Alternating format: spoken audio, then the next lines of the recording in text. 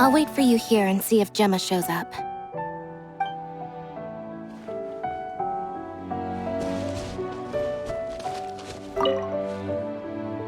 Excuse me, good sir. Do you by any chance know a Gemma?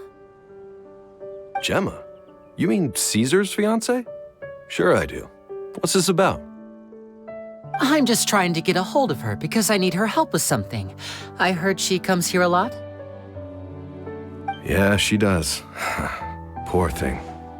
It's no secret why, either. She's heartsick. Ever since Caesar passed away, she's been coming here once every week to clean his grave. Often, she just sits there in front of his headstone, lost in thought. Sometimes she talks to herself. I asked her what she was doing once. She said she wanted to speak to him again. She knows he's gone and can't hear her from the grave, but she just likes to spend time there, telling her fiancé all about how her life is going. And she's been doing this ever since Caesar passed away? Oh, so 10 years. Wow, their love must have been really strong. I'll bet. Caesar's reputation fell apart after his identity was revealed, so no one else visits his grave. Gemma's the only one who still thinks about him after all these years. I don't know if the mind lives on in the waters after death, but if it does, I'm sure Caesar must be grateful to have someone who remembers him fondly. If I'm honest, I think this is all so unfair to poor Gemma. Her fiancé was a low-life crook. He doesn't deserve someone like her. Anyway, all of that said, she's running later than usual today. Normally, she'd be sitting in front of his grave by now. I wonder if she's okay. Well, that's everything I know, I'm afraid. You might have more luck asking some other people. All right, well, thanks for sharing all of this with us. We'll keep asking around. You're welcome. I just hope she'll be able to move on one day.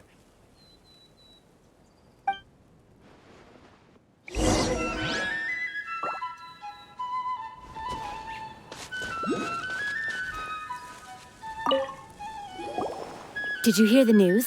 They're saying the Phantom Weasel's back. You're kidding. Wait, isn't he dead?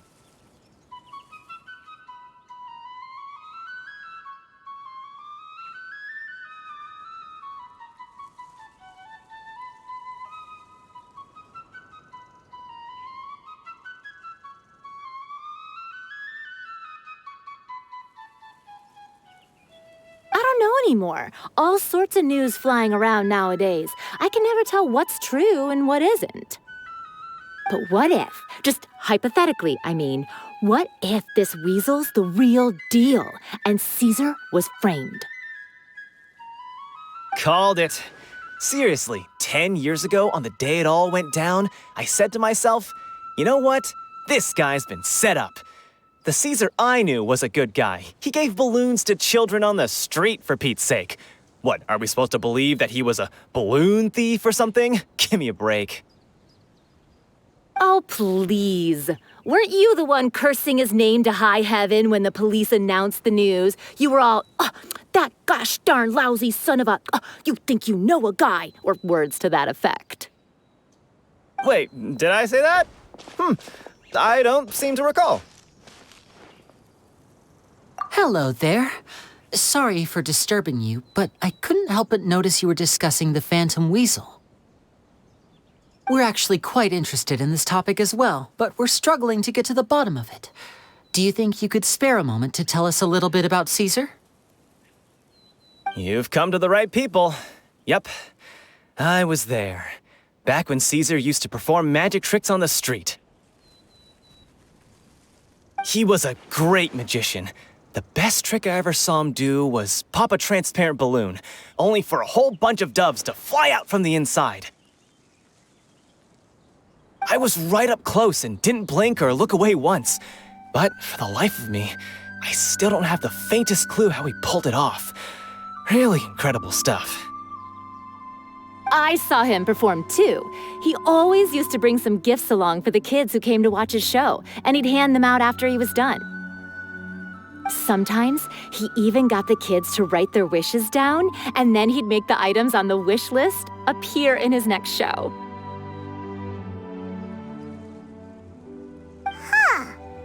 He doesn't sound like such a bad guy.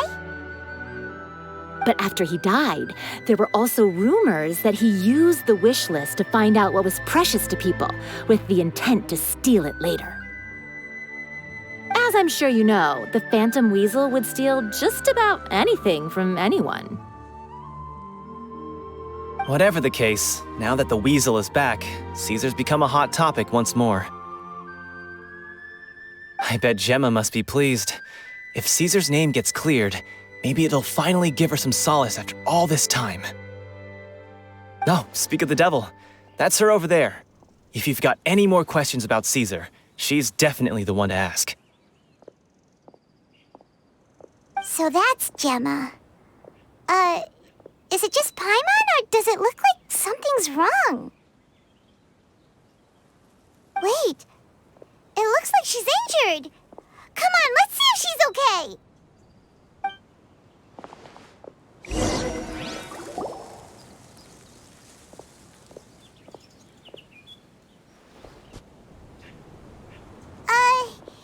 Hi there. You're Gemma, right?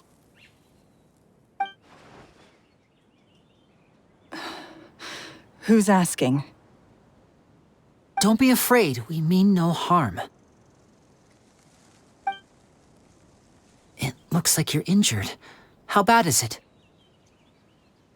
Thanks for your concern, but you didn't answer my question. Who are you, and what do you want with me? My name is Lyney, and this is my sister Lynette. My name's Paimon, and this here's the Traveler. We're investigating the Phantom Weasel. The Weasel posted a warning letter this morning. If he still lives, that means that Caesar was falsely accused. You knew Caesar better than anyone else. So if you're willing, we'd love to hear what you think about all this.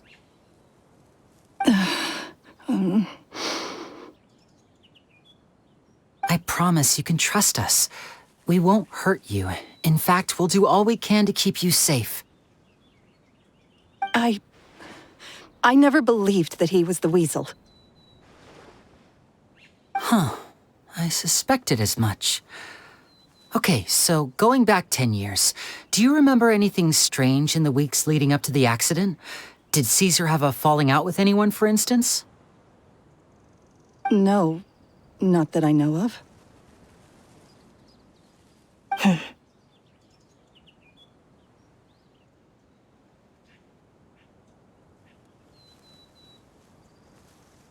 Got it. All right, sorry for disturbing you. If you don't have any more questions, please leave. I want to be alone with him.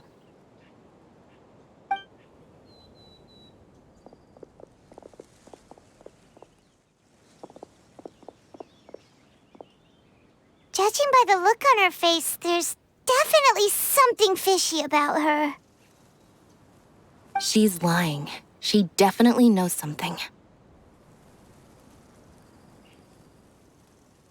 That's fair. We're just a bunch of strangers who showed up and started questioning her about things that happened a whole decade ago. It makes sense that she'd be wary around us. In any case, I doubt we'll get any further here, so let's call it a day. Meet me outside Hotel de Boer tomorrow, and then we'll start the next step of our plan.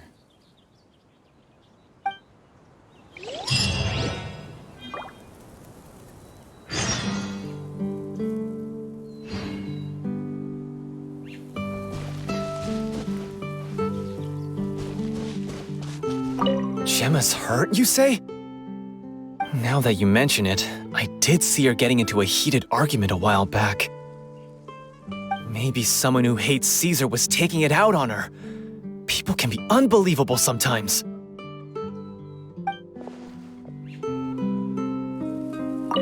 Oh, Caesar. Were you or weren't you the Phantom Weasel?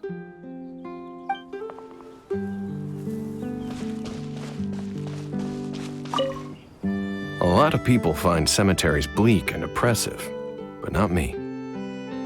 I find the silence gives me a sense of peace, and something about being in the presence of the dead and buried sort of puts all of life's woes in perspective.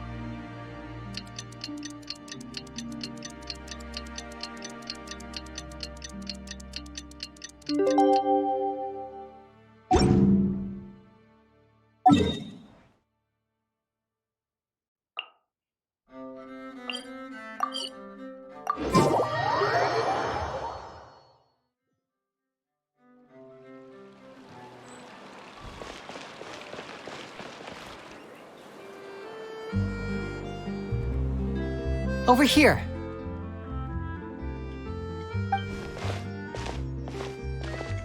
Lynette's not joining us today? I've had her follow Gemma and see if we can make any inroads with her. They should be at a cafe right now. Still, I don't think that Gemma's likely to open up to us. So, we need a contingency plan. Today, we'll be looking into a guy named Lorenzo, Caesar's former pupil and assistant. When Caesar passed away, all the stolen goods discovered in his home were confiscated and returned to their rightful owners. But Lorenzo was the only one privy to all his magic secrets, and he inherited his craft. Before long, Lorenzo was the next big magician in town, his fame surpassing even that of his master, and it made him very wealthy. He's since left the magic scene, though, and these days, he's a wealthy businessman with his fingers in a lot of different pies. I had to pull a lot of strings, but I managed to get him to agree to a couple of drinks with me. Be warned, though, I hear he's got a hair-triggered temper. We'd best be careful.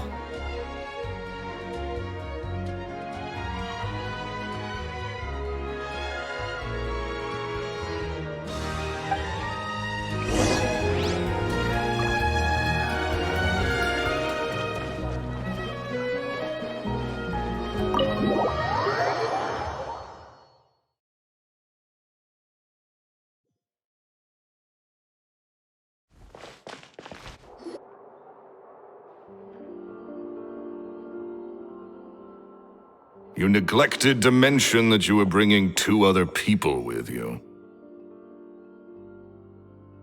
My apologies. These 2 are my assistants.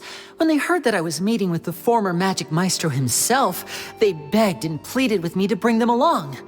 And if it's no trouble, a couple of autographs would really make their day. Oh, forget the pleasantries, just sit.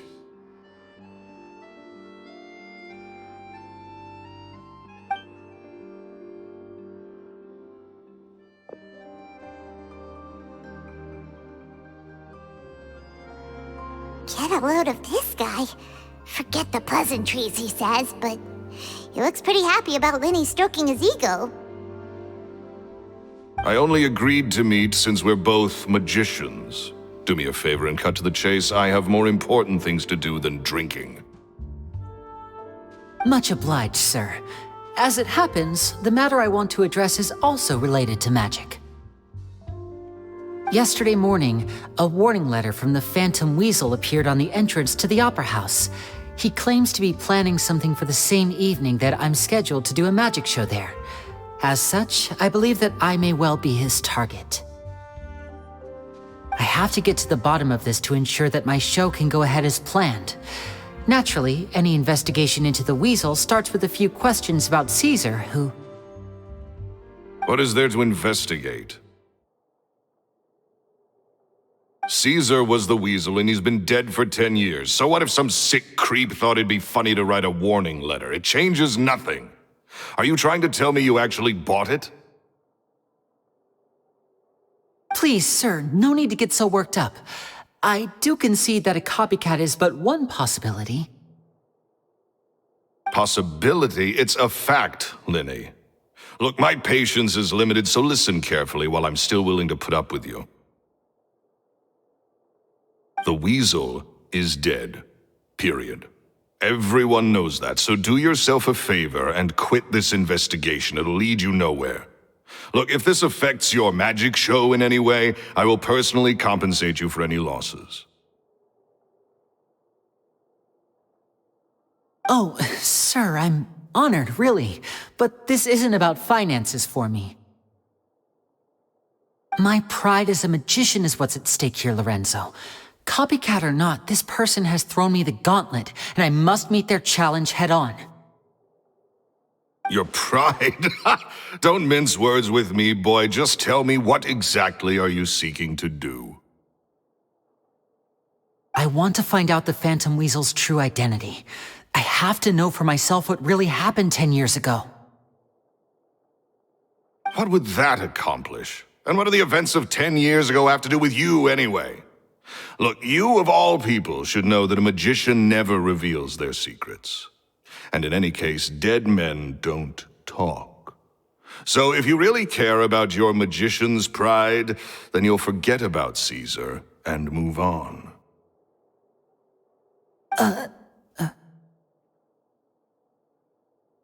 Uh-oh, this is getting awkward. Lorenzo? Is that? Oh, it is you! I know that big, booming voice anywhere. What's up, my man? Want to grab a drink with me? Another day, I'm busy. Oh, come on! You can't be all business all the time. You know what they say? Live fast, die young. You gotta learn how to kick back and relax once in a while. If I wanted your life advice, I'd ask for it. Now get out of my face and go be drunk somewhere else. Sorry, my good sir. I don't believe I've had the pleasure. Oh, hey! Edmondo. He and I are business pals. We worked together a bunch of times. This is your first time meeting him? Oh, he's always like this. Foul-mouthed and hard-nosed. Never heard a kind word out of this guy the whole time I've known him. And he wonders why he can't get a girlfriend, despite being, what, pushing 40, 30, something? Anyway, point is, a lot older than when he first got rejected by the girl he was into. And he's still into, from what I hear.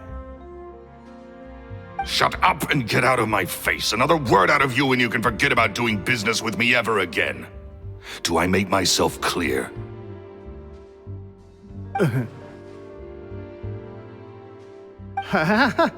Sorry, I may have had a little too much to drink. All right, I'm gonna leave. Don't work too hard.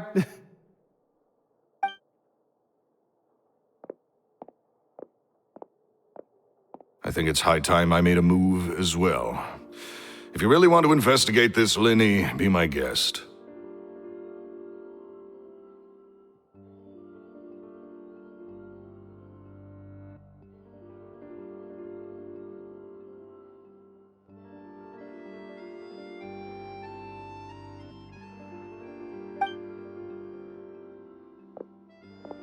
But if nothing good comes of it, don't say I didn't warn you.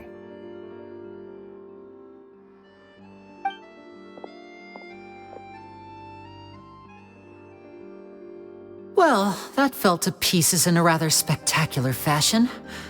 Any thoughts? Totally. And what was all that about compensating you for your losses? Why would someone you just met make an offer like that? He's gotta be hiding something. And not like Gemma. She was a little suspicious, but this guy's definitely covering something up. I think so too. We need to look into Lorenzo more closely. That guy Edmondo seems to know a thing or two about him. He only just left. Let's see if we can catch up with him.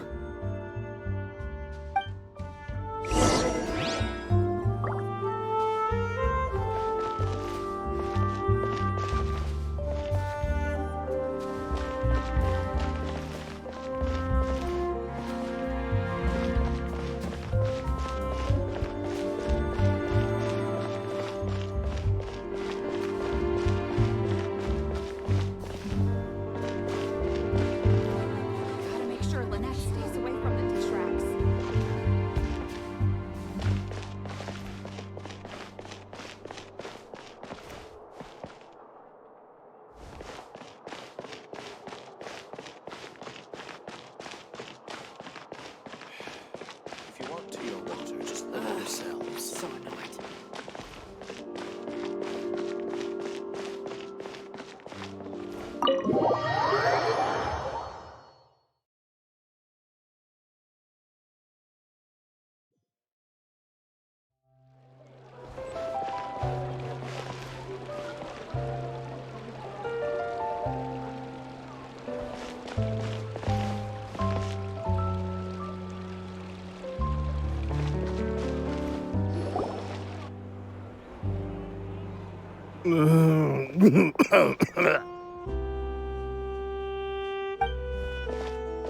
You okay there?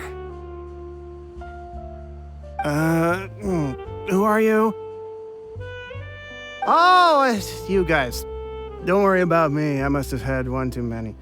I just need to ride it out. I said way too much back there, didn't I? I nearly talked myself into complete financial ruin. Note to self, no more drunken chats when Lorenzo's around. So he was serious about threatening to cut you off? Ugh, Paimon knew he was a bad egg. Hey! Keep your voice down. Don't go prying into Lorenzo's personal affairs.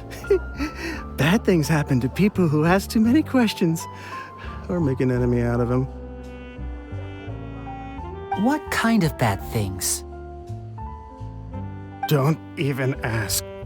I'm sorry. I'm gonna have to cut this conversation short. I'm not crossing that line again. And take it from me, trouble with Lorenzo is one thing you don't need in your life. You saw him flare up back there. I don't know what you said to him, but clearly it touched a nerve. That's not a good sign. You're too young for this. Don't get in over your head. I'm leaving.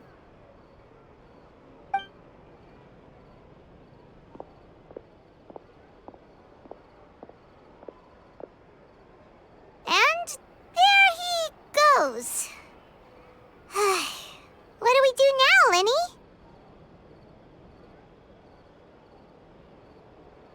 Shh. I think we're being watched. Someone was listening in to our whole conversation. Don't say anything and don't look back. Any altercation in the city will attract the guards. We better take this elsewhere.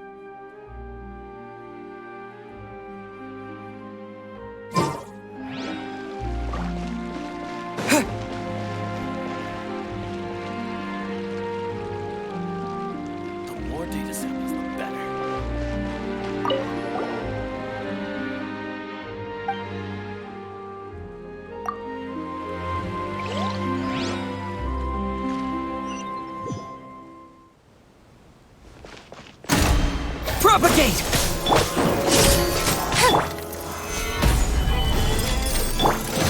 Odds revealed by...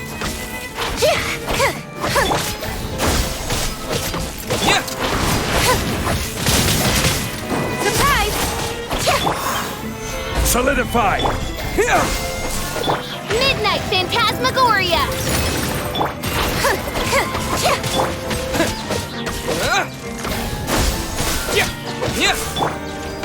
Gather! Trip on us! Scatter!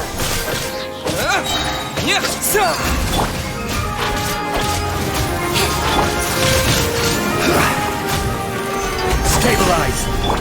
By royal decree! Propagate! Cue the spotlight! No rest for the wicked. Solidify! Order guide you.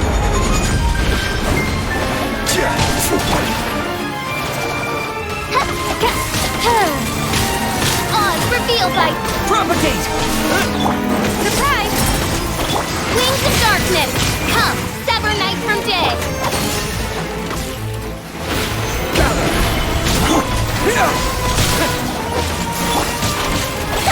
Trip on us! Terminate! By royal decree! Scatter! Solidify! Over here!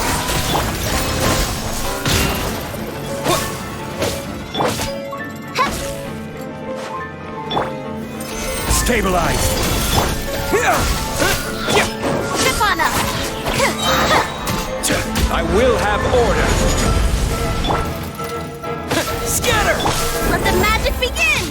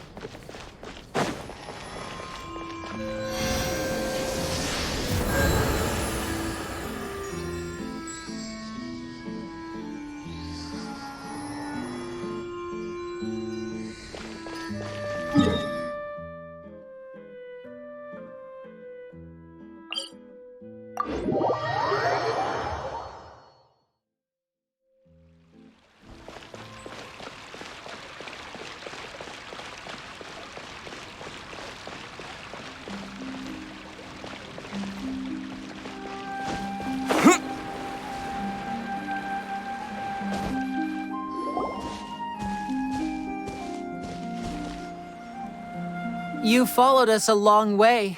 Why don't you come out and introduce yourselves?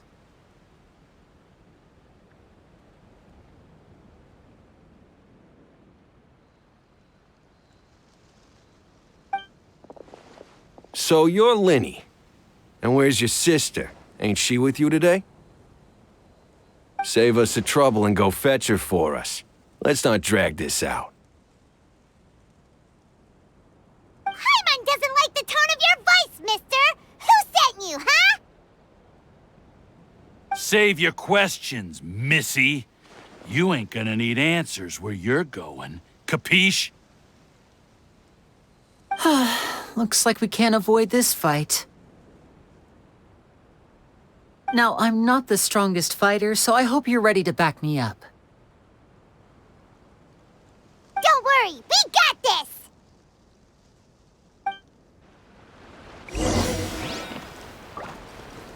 Step right up! Surprise! Spring forth! Crumble! Oz, reveal thyself! I'm fine. Yeah. Yeah.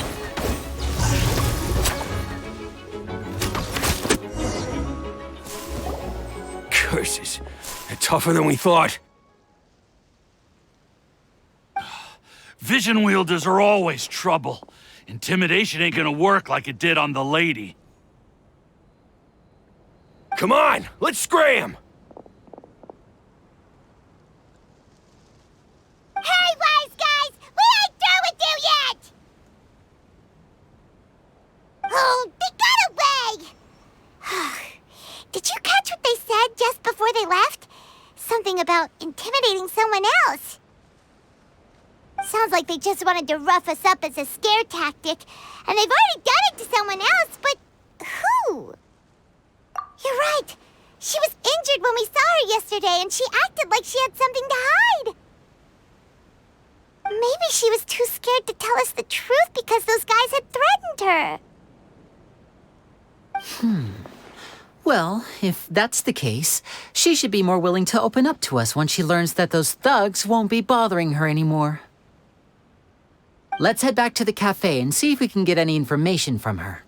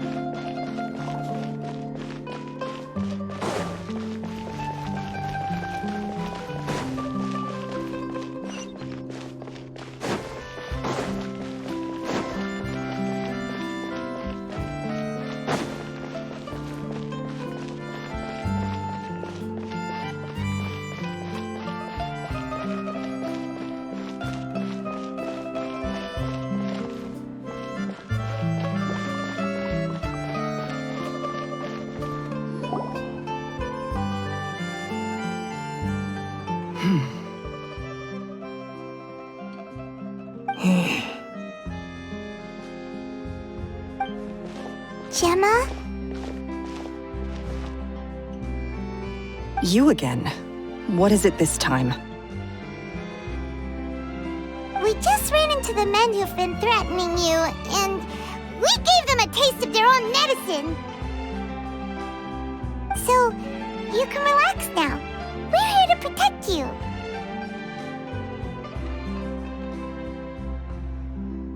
What? Why? I didn't tell you anything. Why would they come after you?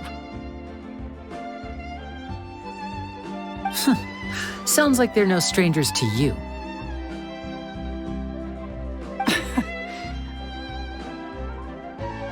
That's putting it mildly. I know them all too well, and I hate them with every fiber of my being.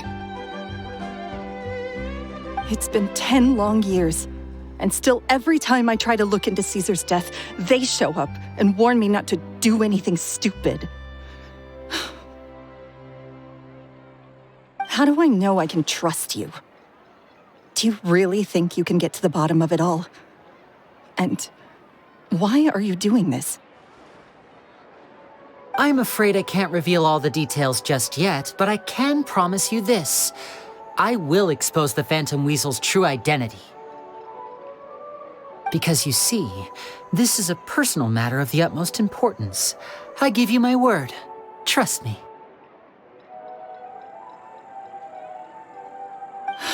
Okay. How can I help you?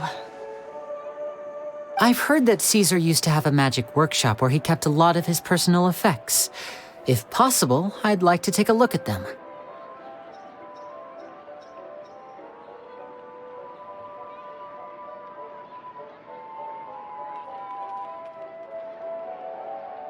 Do you know where it is? The Fleuve Sonde. But the place was sealed up by the police after his death, and no one's been there since. I also know that the Fleuve Sonde is dangerous territory. Lots of hostile groups lurking around. If you're serious about going there, please be careful.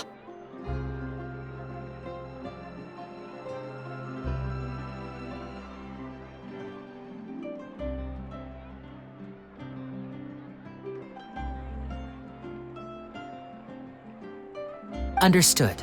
Lynette, you stay here and take care of Gemma. Don't let her come to harm.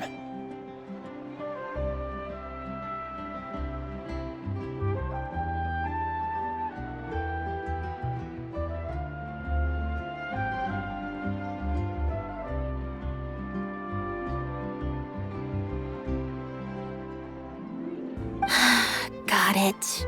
But if I'm staying here, I'm ordering dessert. I mean, bon appetit, but stay sharp too. They're likely to come for you while I'm away. Okay. All right. Power saving mode off. I'll start taking this more seriously now.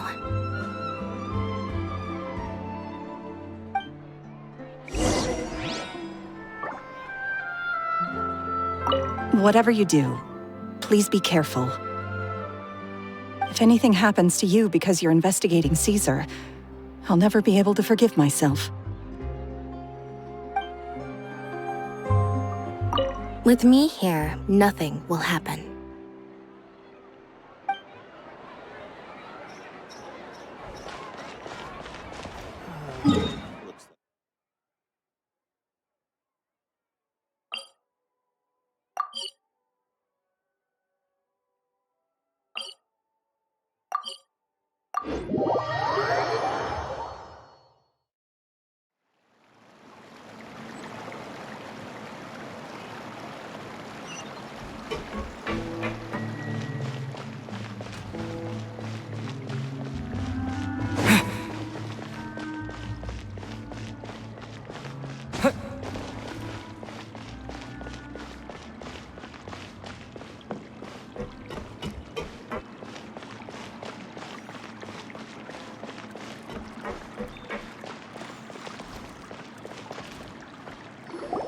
If Gemma gave us the right location, then the workshop should be right nearby. Huh. Looks like these boxes are blocking the entrance. Let's shift them away first.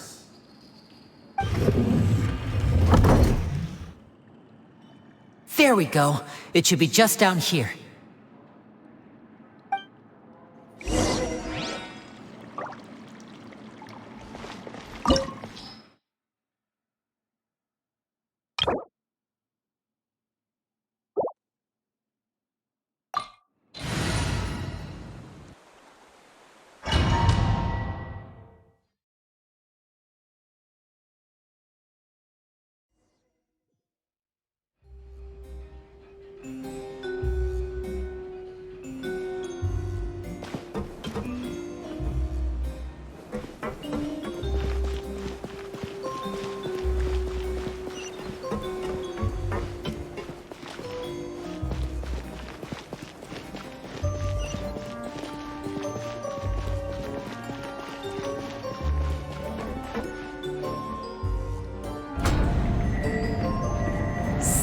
this was Caesar's workshop.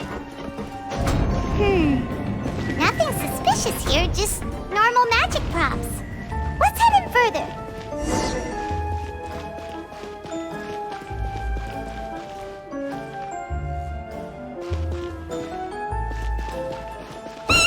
What was that? Oh, is this one of Caesar's gadgets? Guess we must have triggered some sort of device.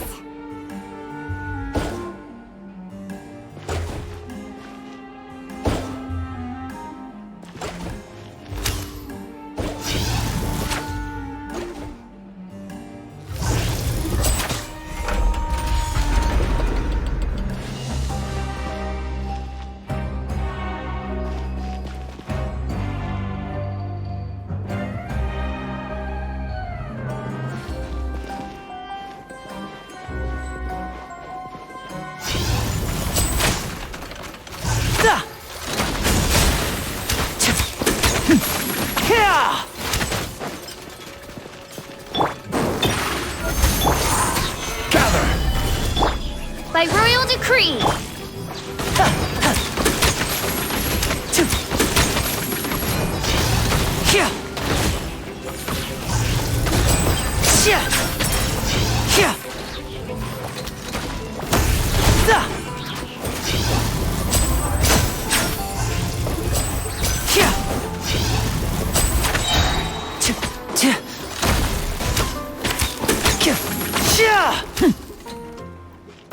Whoa. Look, the doll in the box is glowing.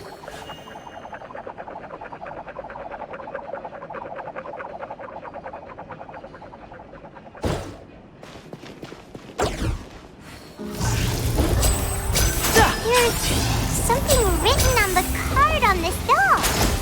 Let's take a closer look.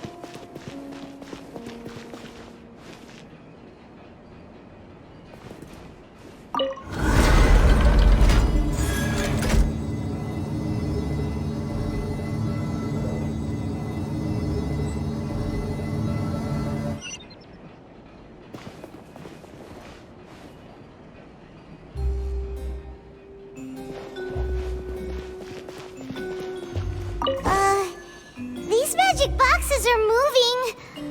What do we do? One of them looks different from the rest. Let's investigate.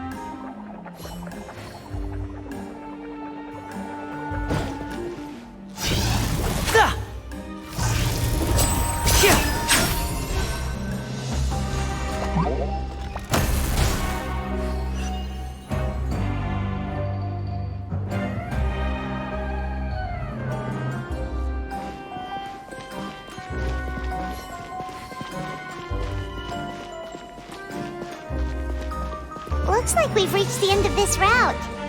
Shall we try a different one?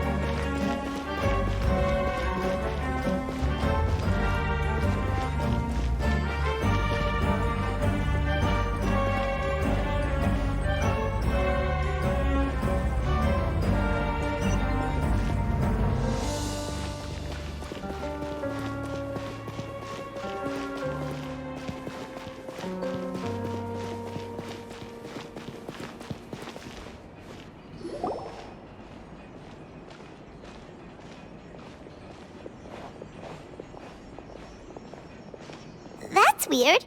Have we reached the end already? There's nothing here.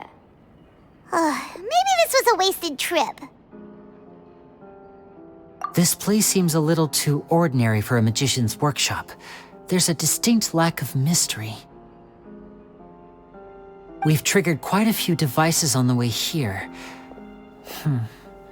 I'm starting to wonder whether Caesar built this whole place as one big, elaborate magic contraption.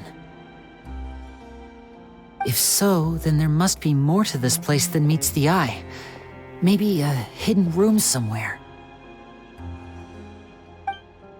Aha! If I just move this book, then hopefully... and... presto! A secret passageway! How did you know? I'm a magician too, and apparently great minds really do think alike. Looks pretty big inside. Let's head in and take a look around.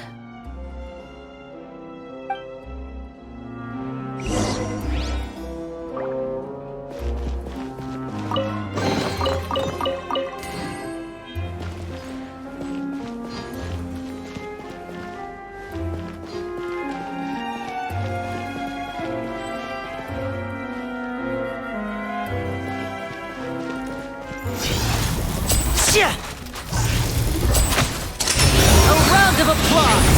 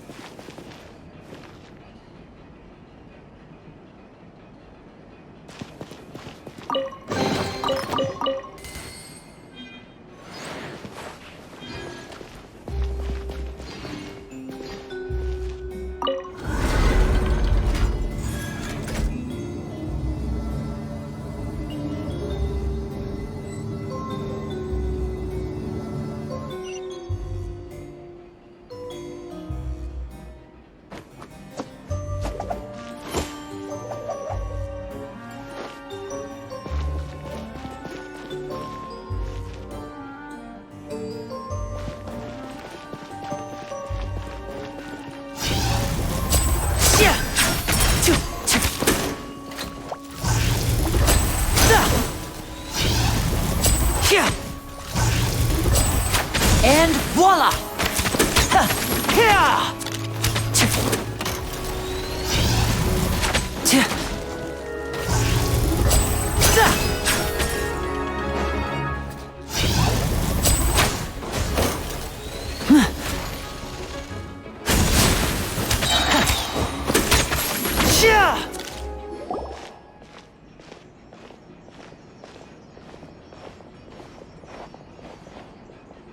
Why have you stopped, Lyney?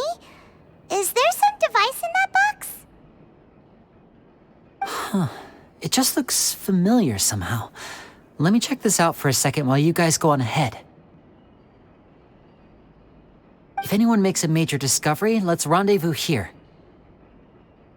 All right, see you in a bit!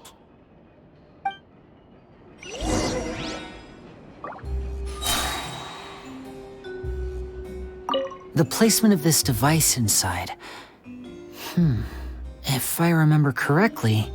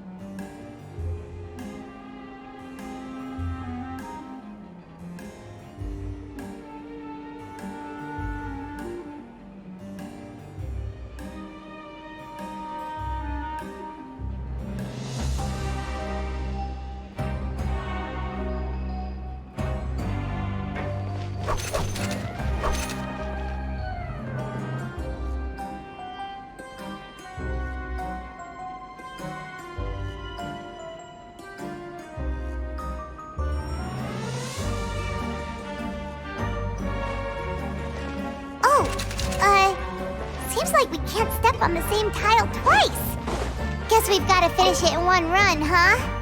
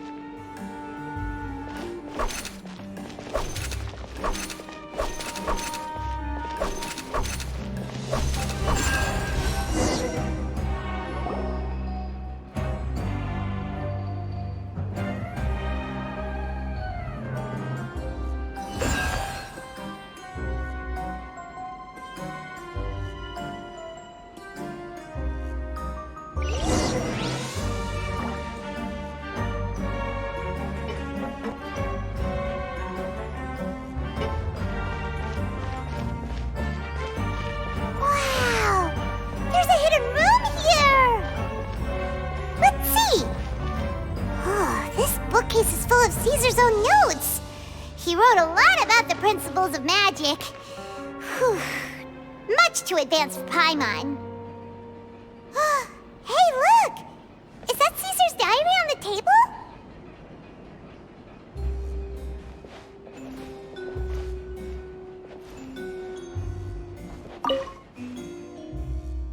This book's thick as a brick! Let's take a peek inside it, shall we?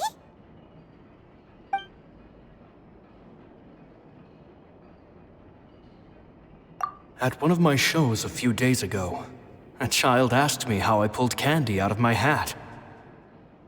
As a joke, I told the kid that the hat has a built-in wish-granting machine. Next thing I know, today a whole bunch of kids were pestering me to pull all sorts of things out of the hat. So I told them another white lie. The machine needs time to power up, but in the meantime, you can write your wishes down. Well, they took me up on that offer, enthusiastically. As I write this, I've only just got back from running around all over town, buying the things they wanted. Boy, are my legs sore. I wound up saving very little this month, but that's not a major issue. I now have a bigger problem. How am I going to hide all these things inside my hat?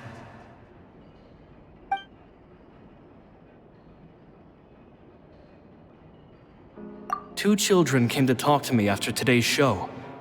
I don't know why they were out on their own. They looked much too young to be unsupervised. I do hope they got home safely. Anyway, they said that they wanted me to teach them how to do magic. It's not uncommon for children to ask this, of course, but I've never seen any of them as serious about it as these two. I told them that learning magic is very hard work, but that didn't faze them at all. It's like they already knew. They seemed so committed. I couldn't turn them down.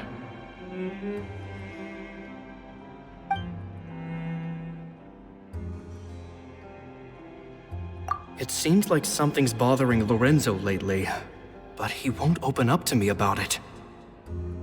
Surely he's not upset that I agreed to teach those two children. I'll have to talk him around. I have a good feeling about those kids. They're naturally talented, and it seems like they're not new to the world of magic. They have all sorts of fantastic ideas. All I'm really doing is helping them develop a more professional standard training plan.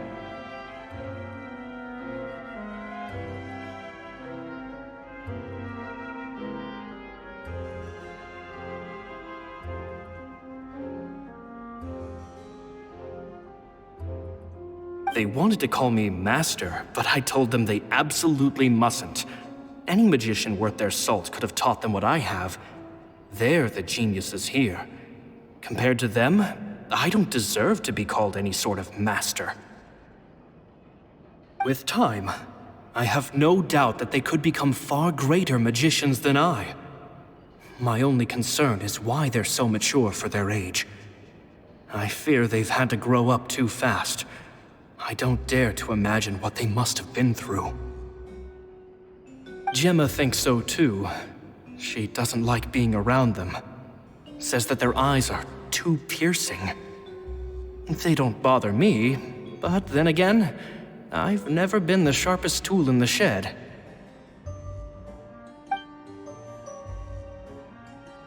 It's nearly time for me to go on tour. I asked the two kids if they'd like to come with me, but they shook their heads. I once overheard them talking about their father and their mission. Sounds like their parents have other plans for them. I guess we'll be parting ways soon. It's only been 10 days since I first met them, but I think that I've gotten a feel for their personalities now. They're very tough, but also very cautious, and they trust no one but each other. This, I fear, is not a good habit to have.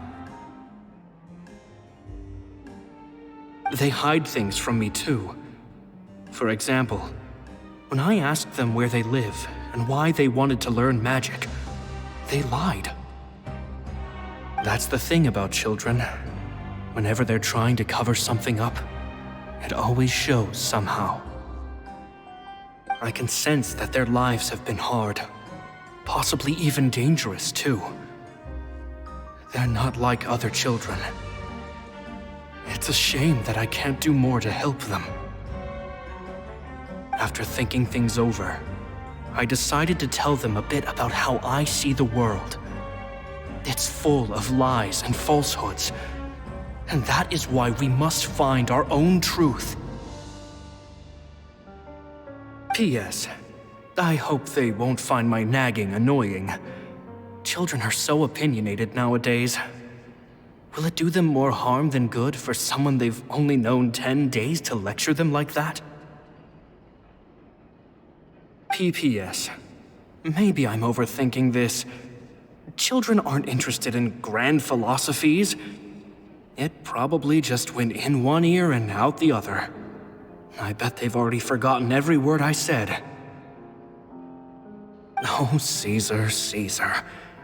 Just mind your own business next time.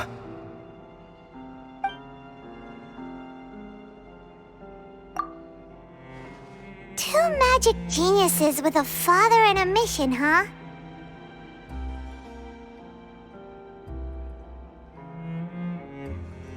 Sounds a lot like he was writing about Lyney and Lynette, don't you think?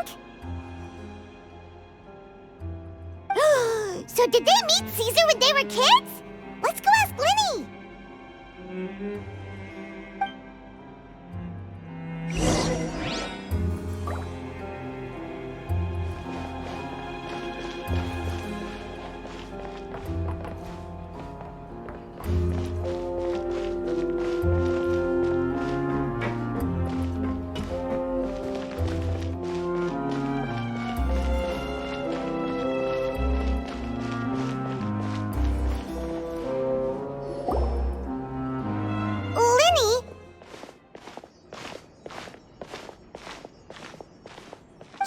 Hold that thought.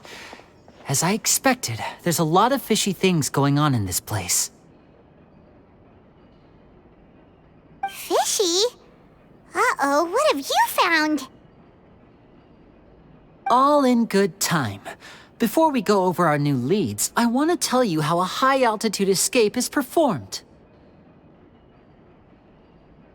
First, the magician slots themselves into a magic box in full view of the audience. The box is then suspended high in the air, and a short while later, the base automatically opens. At this point, a dummy will fall out of the box, but it looks real enough to grab the audience's attention, and they start wailing and screaming. Meanwhile, the real magician, who has by now blended into the crowd, waits for a good moment to make their appearance and put on a hysterical performance. Oh no! Is that me? Did I just fall to my death? Very vivid description. Paimon can really picture it. And then what? The audience's gaze then turns to the magician, and by the time they realize what's happened, the dummy has vanished, as if everything that just happened was some sort of shared illusion. Of course, that's just how I think the process should work, theoretically speaking. The inventor of this trick never performed it successfully. When the box opened, Caesar was the one who fell out, and not the dummy.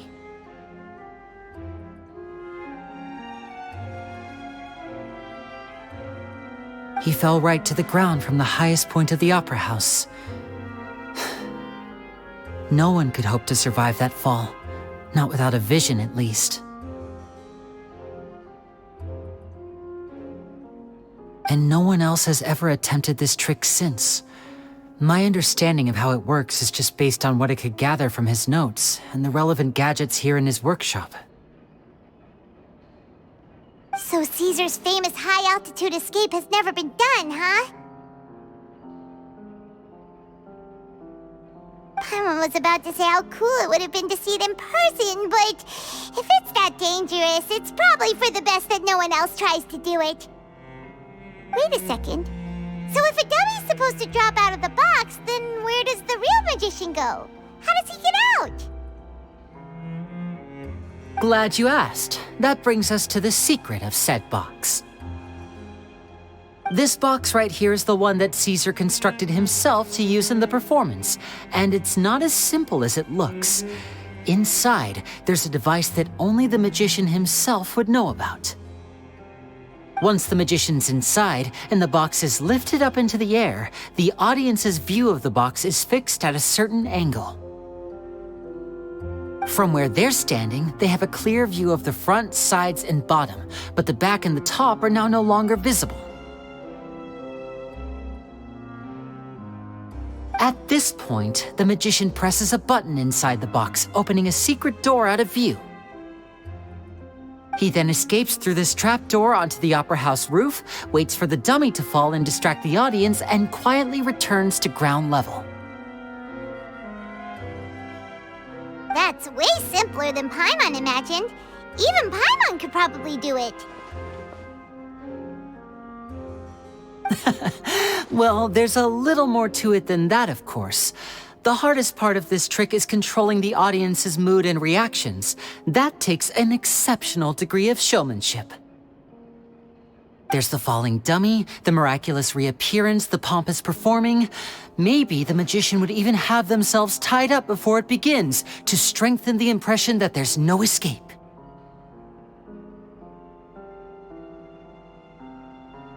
Many days and nights of careful research and painstaking practice would have gone into this, all culminating in a performance just a few minutes long, but one that still manages to transform the shock and grief of a tragic accident to the joy and laughter of a mesmerizing magic trick.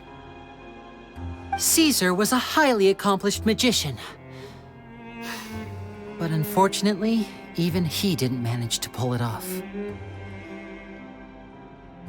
So, how did it go so wrong? You said you found some fishy stuff here. Have you figured out what really happened? I can make a pretty good guess. I looked into the case files. The magic box Caesar was using at the time of his death had the secret button I mentioned positioned on the right-hand side. And sure enough, he always used his right hand as his dominant hand in public. Okay. Nothing suspicious there. But here's the strange thing. Most of the devices in this workshop have the mechanism on the left-hand side, including this box right here, which leads me to believe that Caesar was in fact left-handed.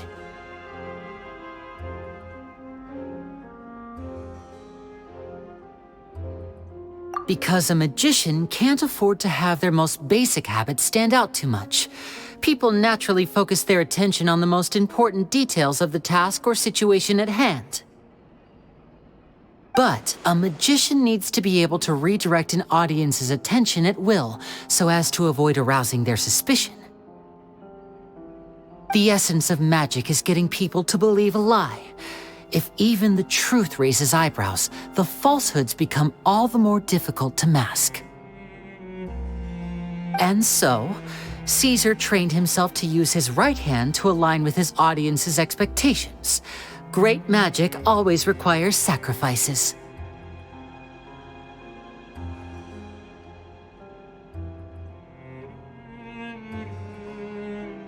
But in his most stressful and nerve-wracking moments, and when no one was watching, reflex would kick in and he'd use his left hand. That's why he set his gadgets with the mechanism on his left. Exactly. I think that's likely what happened.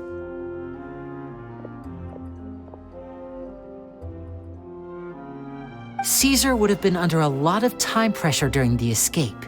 He'd have had mere seconds to open the hidden compartment, retrieve the dummy, then open the secret door and make a swift escape.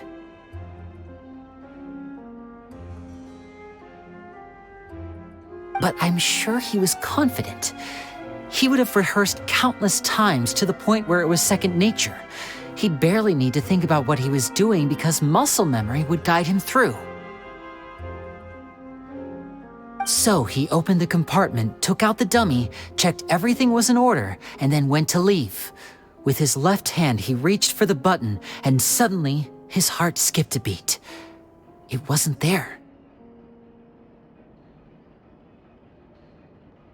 Much like when you reach for your keys but find your pocket empty, his mind needed a moment to process what was going on. Instinctively, his left hand would keep feeling around for the missing button, maybe for another second or two, until the bottom of the box gave way. With the stakes being as high as they were, just a 2-second delay cost him everything. The authorities would find nothing suspicious and conclude that his death was due to his own error. When in reality, someone switched the boxes, and they did it to murder him. But how would they be able to make the switch without being noticed? That would be difficult to pull off, no? It would have to have been someone who knew that he was left-handed and who could move his props around without arousing suspicion. Someone who was always by his side. Isn't that right, Lorenzo? You just couldn't let sleeping dogs lie, could you? There's not a lot of people who'd go to all this trouble for some magician who died 10 years ago. I didn't want to have to do this, you know. Silencing you the hard way just creates more problems for me to deal with. But I gave you your chance. I hoped you'd do what's good for you and back off like the lady, but you disappoint me. You mean Gemma? So you are the one who's been threatening her! Yes, although however stubborn she might be, she was never much of a liability. But you people, you never even knew him, but for some reason you just wouldn't drop it. Which is why you can't leave this place alive. Take them out, and make it quick.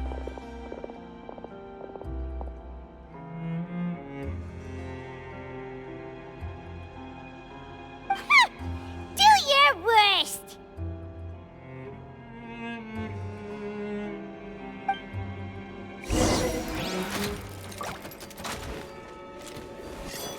Now disappear!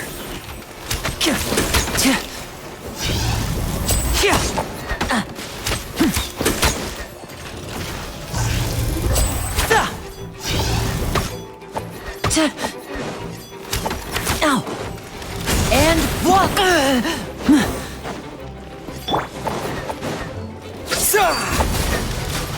Propagate! Oz, reveal thyself! I'm fine. Here comes the finale.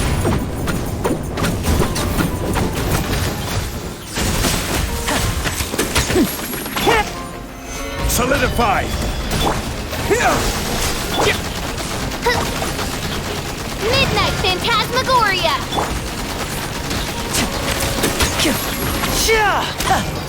Step right up. Let's get this show on the road.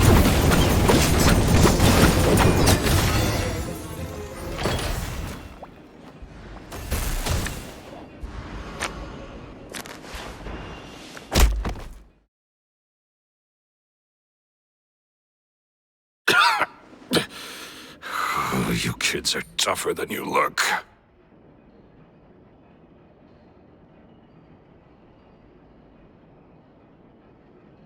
Had enough yet, Lorenzo? Your cronies can't help you now. I think it's high time you started talking, and what I'd really like to know is, why did you murder Caesar? If I had a Mora for every time you said that man's name. Of course you idolized Caesar, everyone else did. But I was the real genius magician. Me!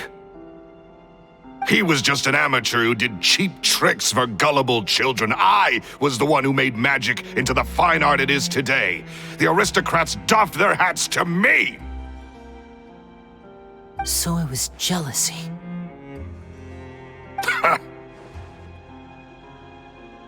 Jealousy. Hatred, more like. I hated Caesar. All he cared about was his magic. He lived and breathed it. He poured everything into his street performances and his stupid tours like it was just a hobby to him, never bothering to think about Mora. What sort of fool devotes their life to the art of deception and never has a Mora to show for it? But the people loved him, didn't they? Oh, how they looked up to him. No one gave me a second look. All I ever heard was, "Oh, your master's amazing, isn't he?" Amazing. Yeah, so amazing that he was completely broke. Every other apprentice was living it up at their master's expense, but no, not me. I put in all the work, mastered all the skills, and it brought me nothing more than the life I already had. He forbade me from using magic to trick people out of their Mora. There was nothing he hated more than that.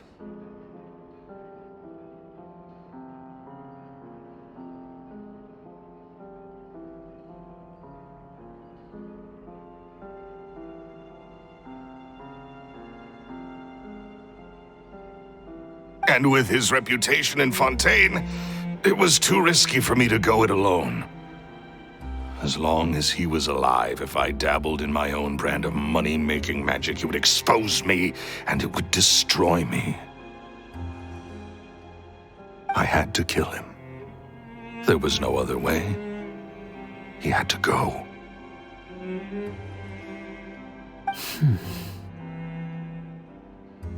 And this was your only motive? It was reason enough. What other motive would I need? Well, I was under the impression that there might have been other factors at play. For instance, maybe you were in love with Gemma, but she was engaged to Caesar. In love with Gemma? Don't be ridiculous. Guess I was wrong about that then. Next question. Are you the Phantom Weasel? I am. Caesar was so strict with me. He insisted that his way was the right way, that the sole purpose of magic was to bring joy to the world. I never bought into any of that. I was more interested in the practical value of magic. Sure enough, it helped me fill my pockets with all kinds of valuable treasures.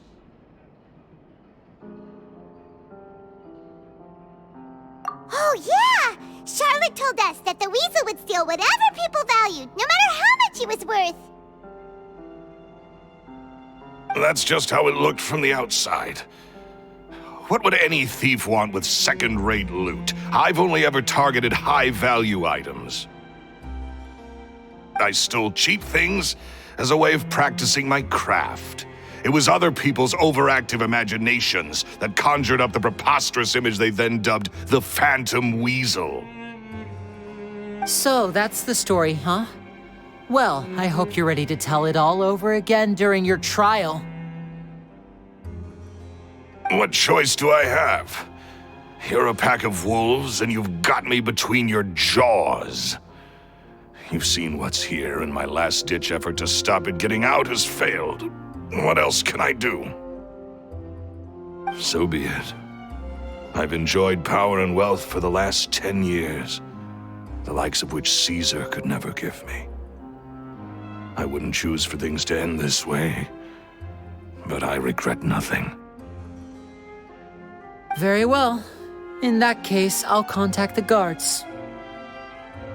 Traveler, Paimon, keep an eye on Lorenzo for me. I'll meet you just outside the workshop when I'm back.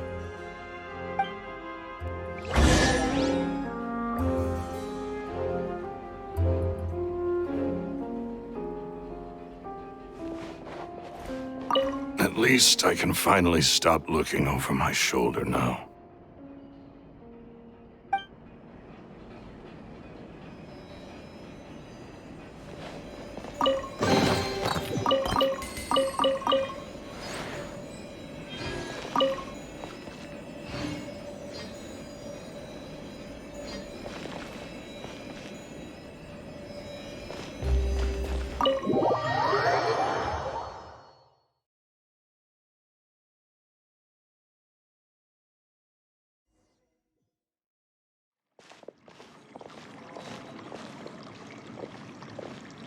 Lyney has told me the whole story.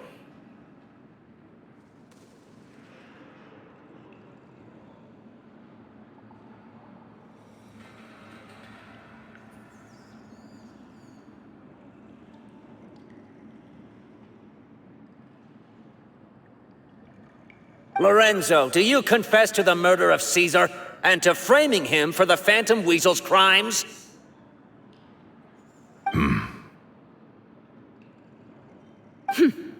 Look who's finally developed a conscience. What kind of disciple murders their own master? I hope it was worth it, because there'll be hell to pay.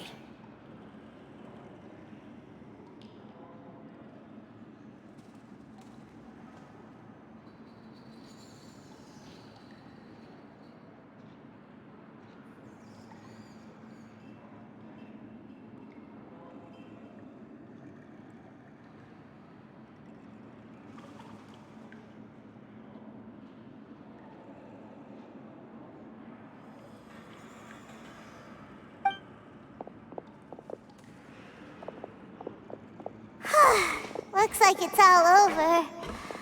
What should we do next, Lyney? Should we start preparing for your show?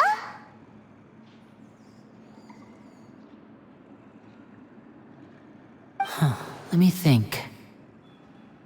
Let's rendezvous with Lynette and Gemma first. With Lorenzo in custody, Gemma will no longer have to fear for her safety. Good point. We should go tell Gemma the good news right away. It'll give her some peace of mind for sure.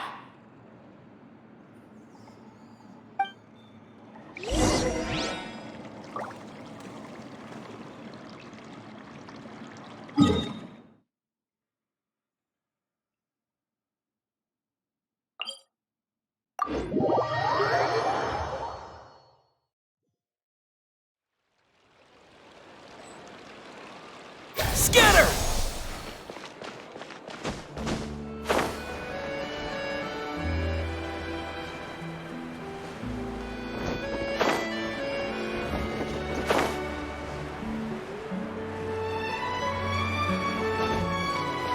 Looks like no more free coffee for me.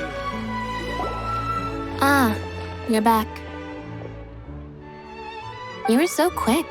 I've only just finished my third dessert. Your third? Lynette, come on, we've talked about this. Everything in moderation. You're not gonna have any room left for dinner now. It's fine. I'll shift to exercise mode and jog off the excess sugar. That's besides the point. Well, it's done now, but try to eat a more balanced diet in the future.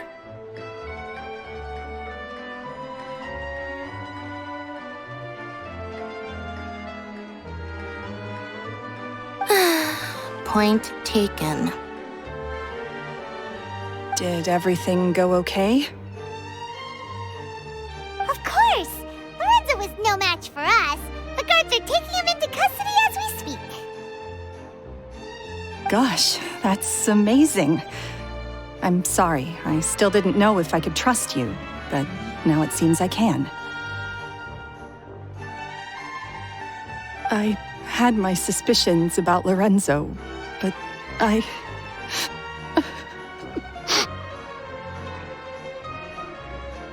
It's okay, we understand. He did threaten you. Paimon would find it hard to trust strangers in your position, too.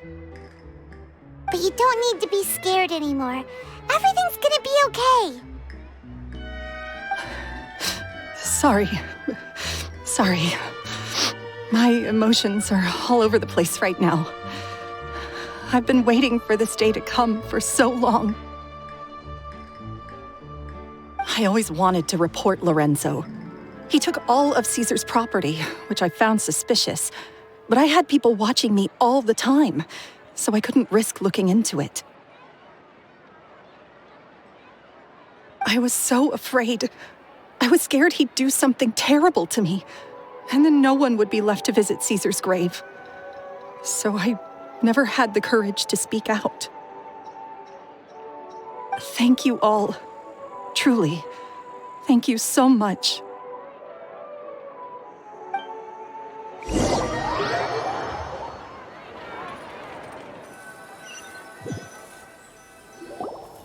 Thank you all for clearing Caesar's name.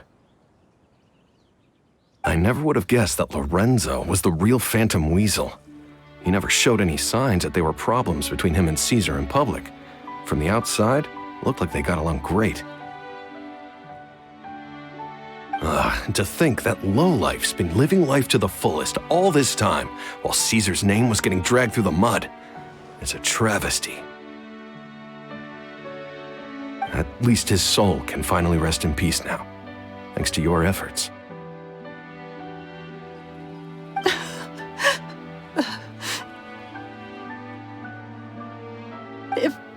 If only I'd realized before it was too late. Don't blame yourself, Gemma. This isn't your fault. Yeah, you still have the rest of your life to live. Caesar wouldn't want to see you spending it feeling guilty.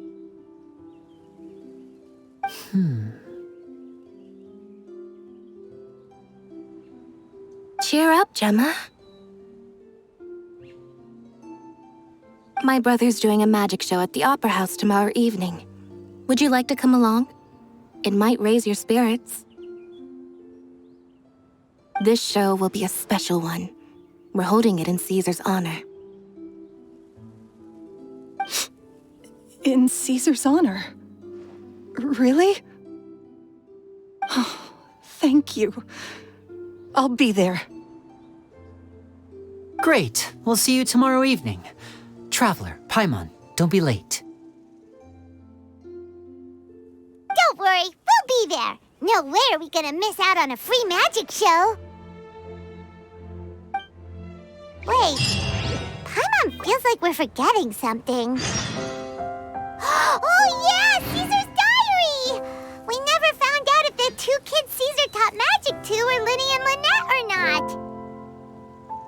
Lyney changed the topic back in the workshop, so we didn't get a chance to bring it up. Oh well, guess we'll just have to ask Lyney tomorrow evening.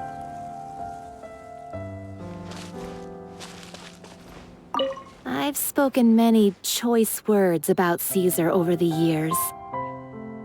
I'm so ashamed of myself now. He was such a good man.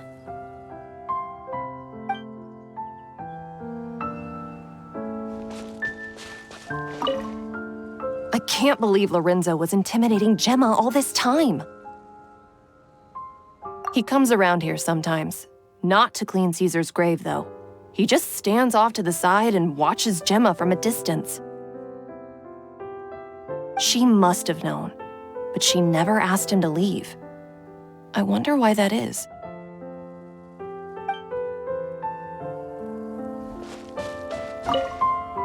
It may take some time, but Caesar's reputation will be restored now that the real culprit has been captured.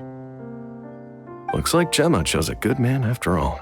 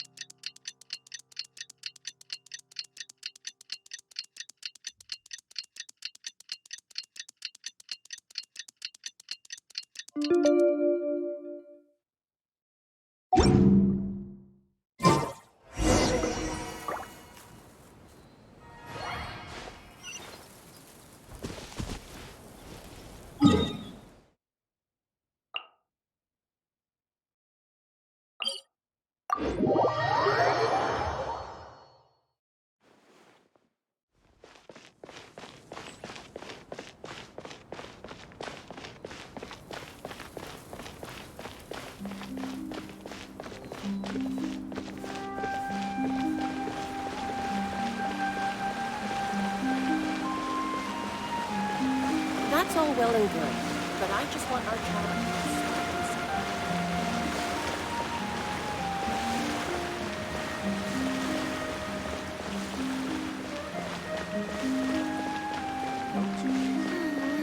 Lady Verena hasn't changed.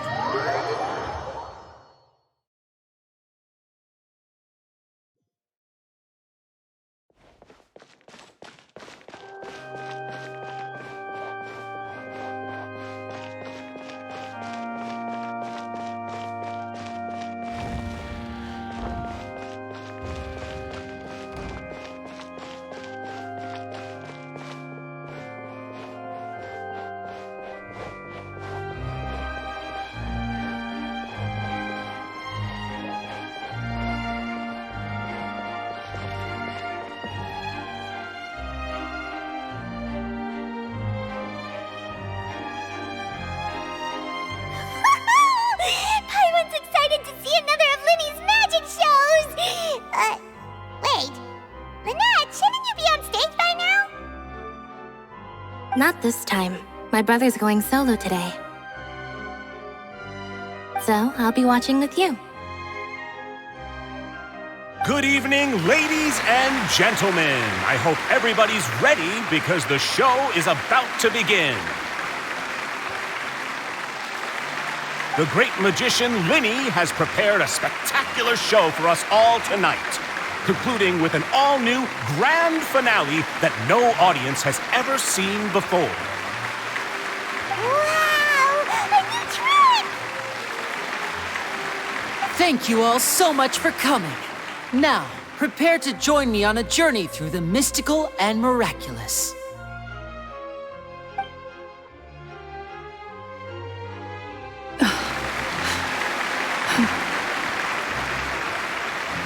Exciting stuff, isn't it? Yes, it's just... It reminds me of him. No wonder. Caesar was a famous magician too. So, how did you two first meet, Gemma? Well, I was out on the street once, and I saw him performing for little children.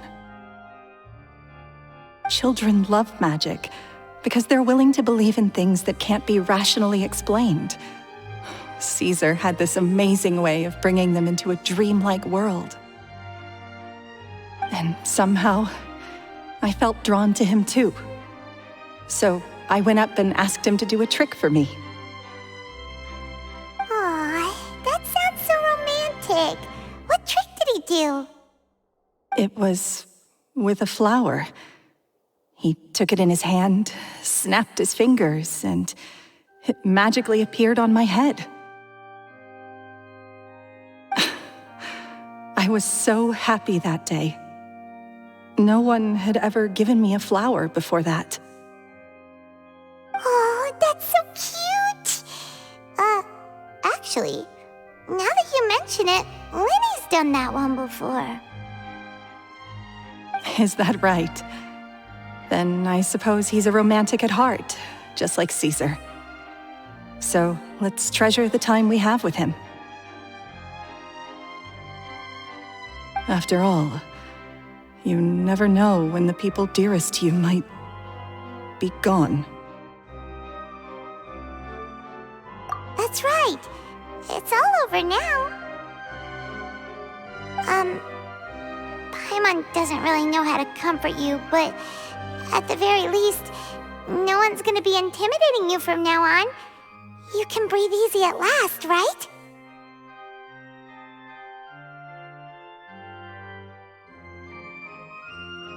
Right. Yes, you can breathe easy now, Phantom Weasel.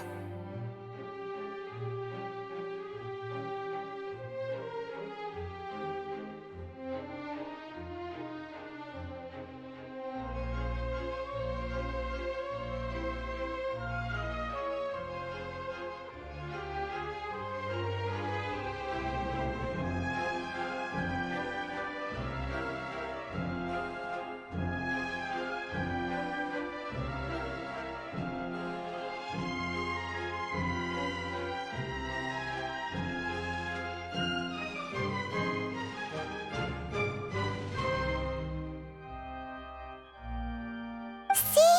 Even Lynette says... Wait, what? The Phantom Weasel? Lorenzo escaped? Where is he?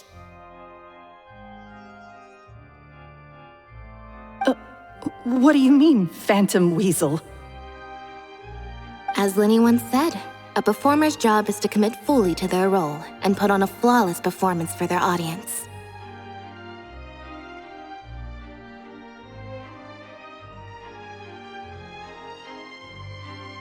But once the bag of tricks is empty and the curtain falls, it's time to end the show. The spotlight is no place for someone with no more cards up their sleeve. It's been 10 years, Gemma. Aren't you tired of the grieving widow act? I think it's time to put an end to it. What are you talking about? Paimon doesn't like this riddle. Traveler, Paimon doesn't like where this is going. Come on, say something!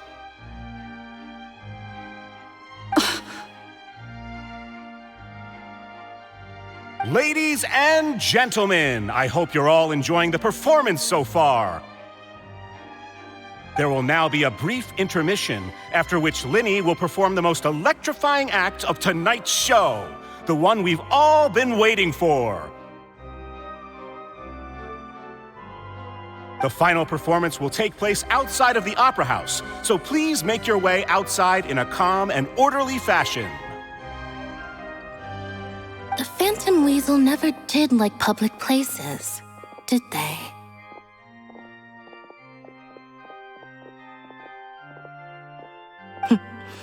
Don't worry, this place will be quiet soon. Let's talk somewhere else for now.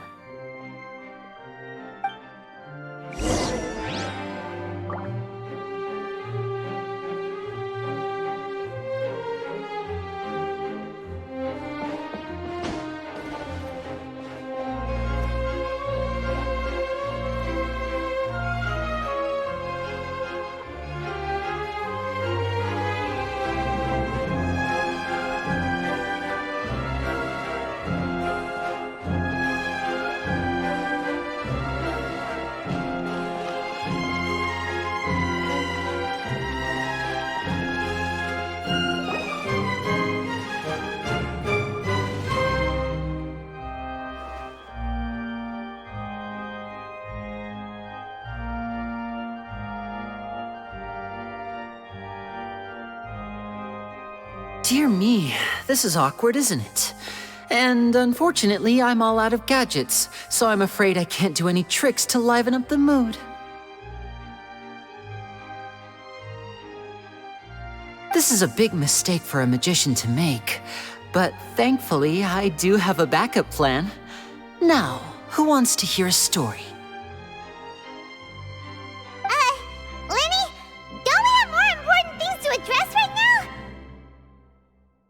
Lynette accused Gemma of being the real Phantom Weasel a moment ago. Oh, what the heck's going on? All in good time. Magicians are good at guessing what people are thinking. I know the questions you want to ask. And as it happens, the story I'm about to tell might answer a few of them. Really? Well then, let's hear it! Paimon's dying of curiosity here! Let's go back to the very beginning. A decade ago, when the Phantom Weasel was terrorizing the court of Fontaine. She never missed a target, never left a trace, and no treasure was safe from her thieving hands.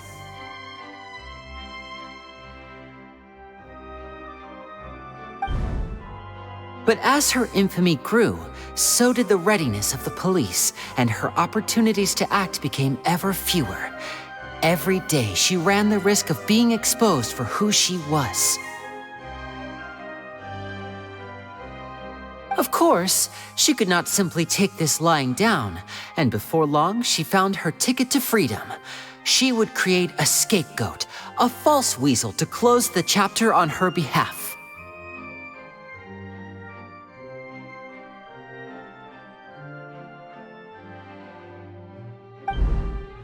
After weighing her options, she set her sights on a renowned magician, Caesar. After all, magic and theft shared enough similarities for people to buy the story when the truth came out.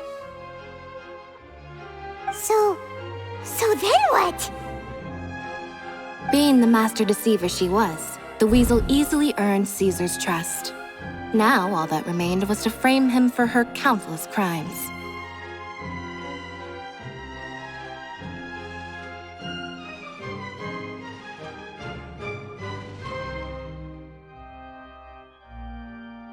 But as she was considering how to make her move, she noticed Caesar's aggrieved pupil, and a new thought entered her mind.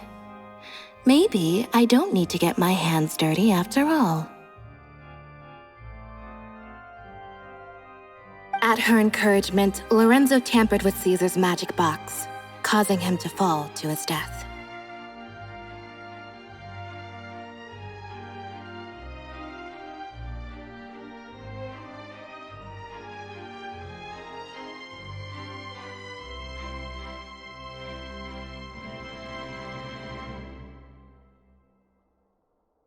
Afterwards, Lorenzo seized his master's property, and the weasel set about tarnishing Caesar's reputation. Two co-conspirators committed the perfect crime.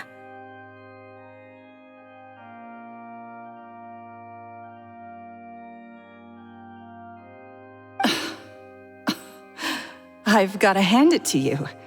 You're both exceptional storytellers. It's enough to make even me wonder whether there was really another mastermind behind all this, pulling the strings. But I just have one question. You seem to think that I am the villain in this tale. What's brought this on, Lyney? Is it something that Lorenzo said? Don't worry, Lorenzo said nothing at all. But I never believed that he was the weasel, and in fact, my investigation only made me more certain of that. He was too forthcoming with his confession, as if there was something else he was trying to hide. How disappointing. So you'd sooner trust Lorenzo than me, even without a shred of evidence? A magician is an expert at playing the audience to get the result they want. And I have no doubt that you, Gemma, are equally talented in this regard. With With a little help from Lorenzo, you put on a very convincing performance. The lovesick fiancé, whose devotion to her betrothed is unshakable, even under threats of violence.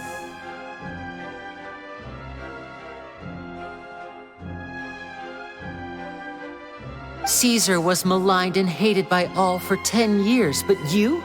Everyone sympathized with your plight.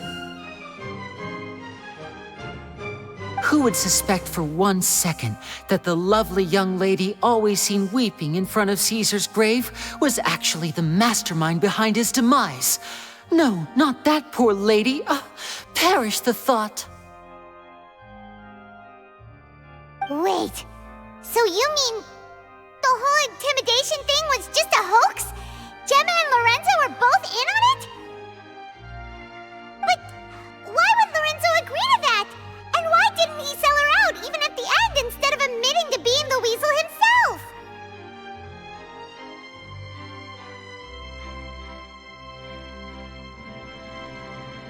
Yes, why indeed? Maybe Gemma herself could enlighten us on that question. Well, Lyney, if you're so confident in your version of events, then I think the answer should be obvious.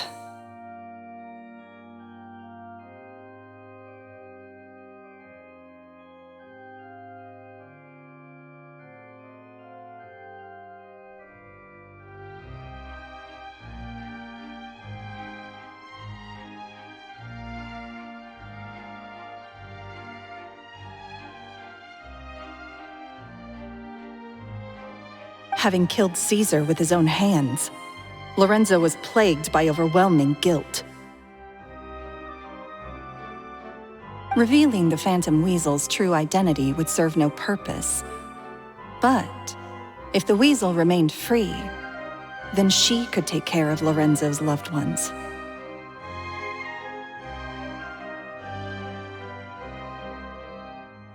An excellent answer, though sadly a little dull. Is that right? Well, don't let me bore you. If you'd care to change the topic to something more interesting, I'd be much obliged. As a matter of fact, there's one thing I'd really like to understand. Why would the real Weasel have targeted things that only have value to other people? Could you shed any light on that?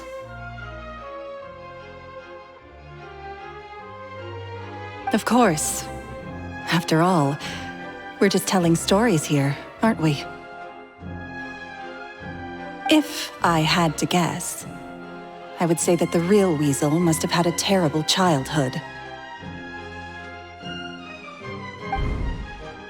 Left to fend for herself after her parents died young. Betrayed, scorned, beaten. She'd scrounge waste paper from garbage bins to draw on, using twigs and dirt for lack of ink and pen. She'd sew ugly rag dolls from whatever scrap material she could get her hands on. This was her only source of happiness in life. But it was all she needed, and she was content. Until the world decided that even this was too good for her.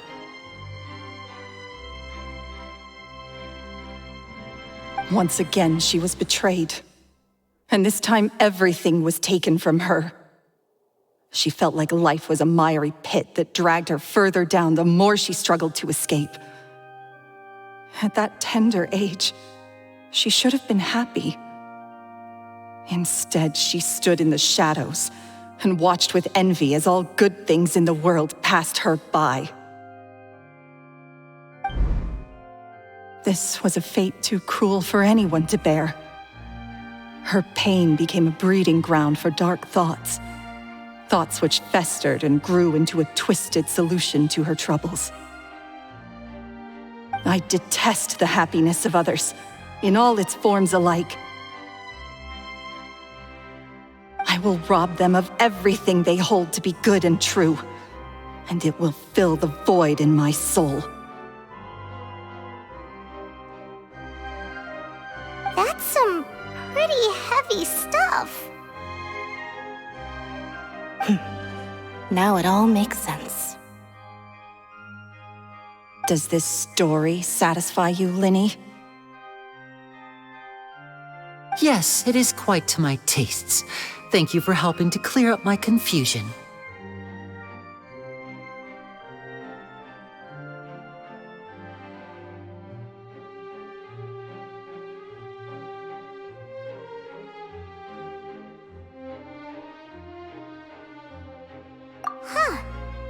That's right!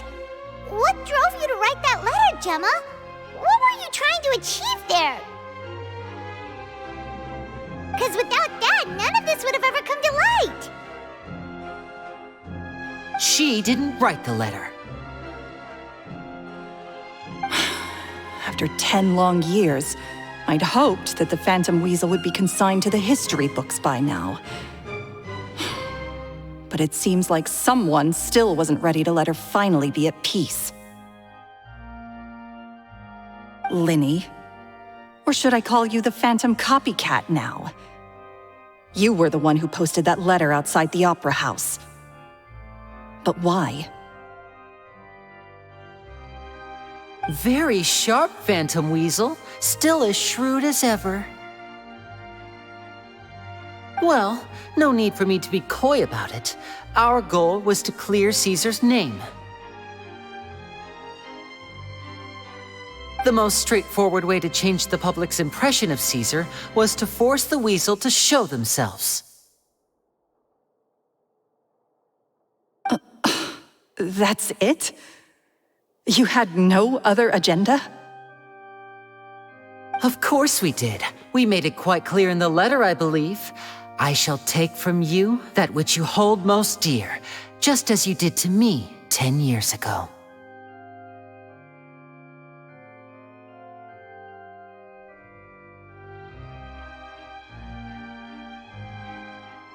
Uh, 10 years ago? You mean Caesar's death? You met him? Wait. Oh, I get it. You were those two obnoxious kids. It's been so long, and you're all grown up now. I didn't recognize you. He taught you magic back then, didn't he? For what, 10 days or something? And you went to all this trouble. Why? Because you feel like you still owe him something? We remember all our debts, however great or small. 10 years ago, Caesar's reputation was torn to shreds and his legacy was thrown out. 10 years on, and no one cares what the truth is anymore. But we did not forget, and so we came to find you. And? What exactly did you take from me? I'm still standing, as you can see. Lorenzo has admitted to everything. I'm free.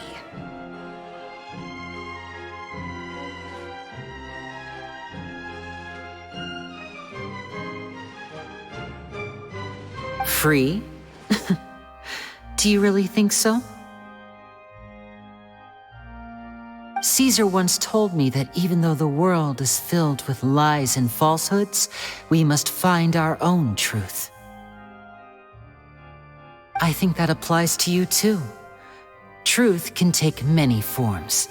Prized possessions with nostalgic value, fervent hopes and dreams, and irreplaceable people.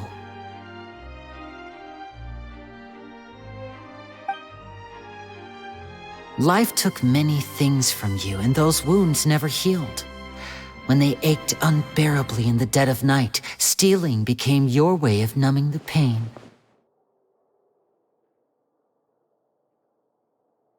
What are you trying to say? I'm saying that for the last 10 years, you've been living a rather uneventful life. Perhaps that's because you found something other than a life of crime to fill the hole? Back to Lorenzo for a second. He murdered his own master, played along with your act and took pains to make sure any suspicion would be directed towards him. But what did he have to gain from all that?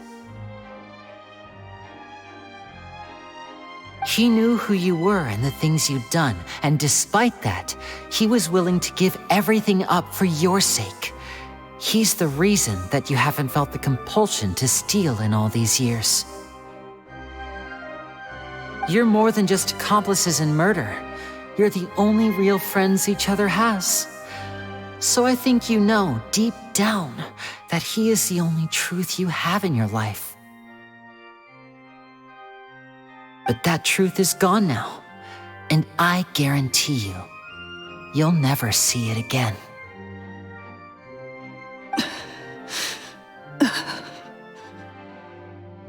Congratulations on your freedom, Gemma. Your freedom will cost you dearly. From now on, you'll be all alone in a world full of lies and falsehoods. I do hope you'll be able to bear it. You've still got a long life ahead of you after all. Gather round, one and all. The time has now come for the amazing Lyney to perform his final act in tonight's show. I'm sure you're all wondering what he has planned for the grand finale. Well, wonder no more, for the answer is a death-defying high-altitude escape.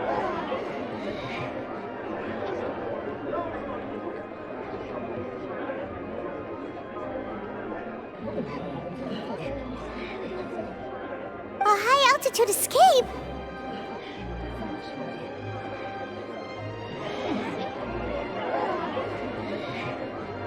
I'm sure you all remember the magician Caesar. This was the very trick that led to his fatal fall, after which he was dubbed the Phantom Weasel.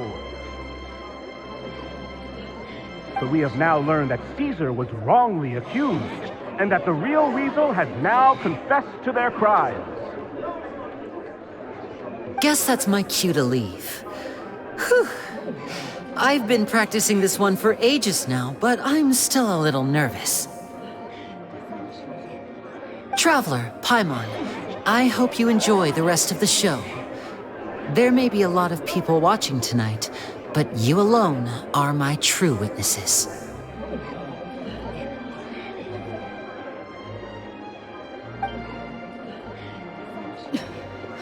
Lyney, wait.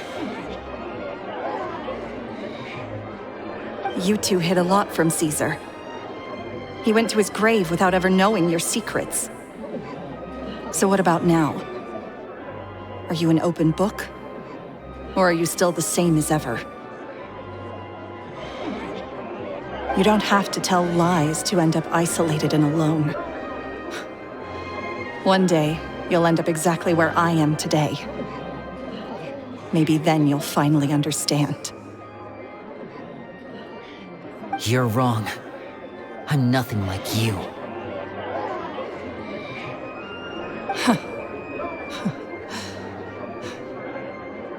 So,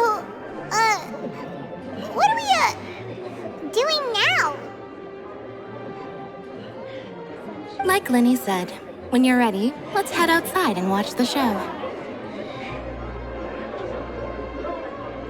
But what about Gemma? She'll figure out what's best for her soon enough. Oh, and if you'd like to see Lyney after the show, you know where he'll be. The usual haunt. All right. Well, let's go and watch Lyney's finale then. This trick's a pretty dangerous one, but he should be able to pull it off, right?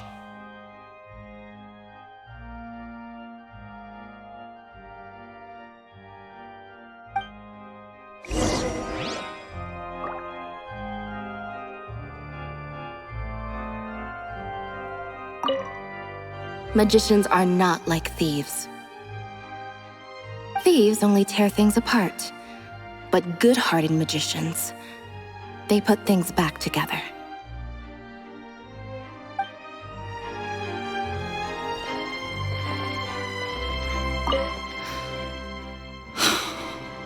What is my truth. Sometimes I think I'm like a gambling addict. All I care about is winning, and it doesn't matter what's at stake.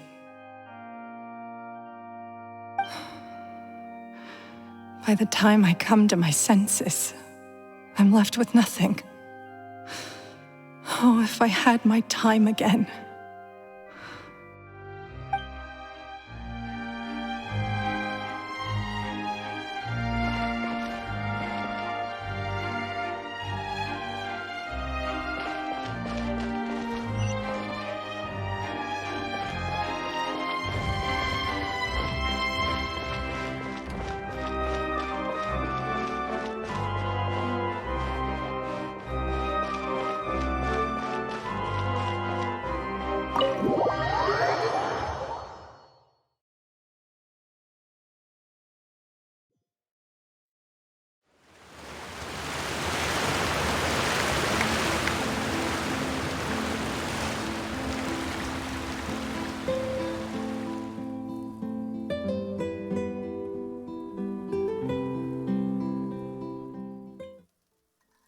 Magic should be mysterious, surprising, and defy logic.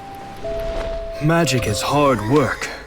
Every single movement has to be practiced thousands of times. It's alright. We're used to that.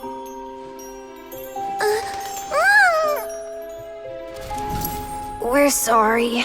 You've taught us so much, but we can't tell you the whole truth. It's okay. Do you still remember what I told you? This world is full of lies and falsehoods. I only hope that one day, you can find your own truth.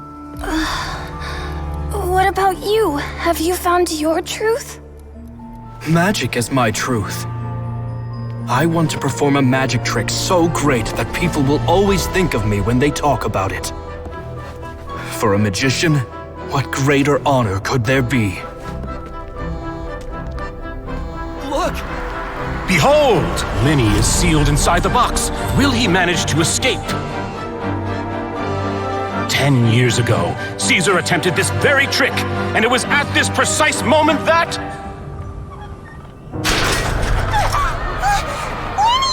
Watch out!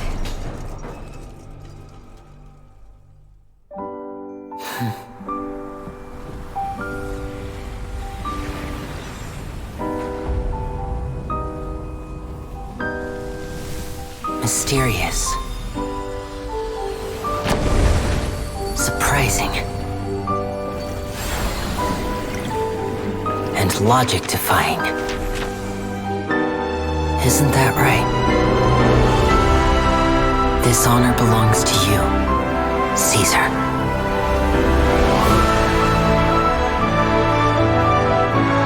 I'm just sorry it's a little late.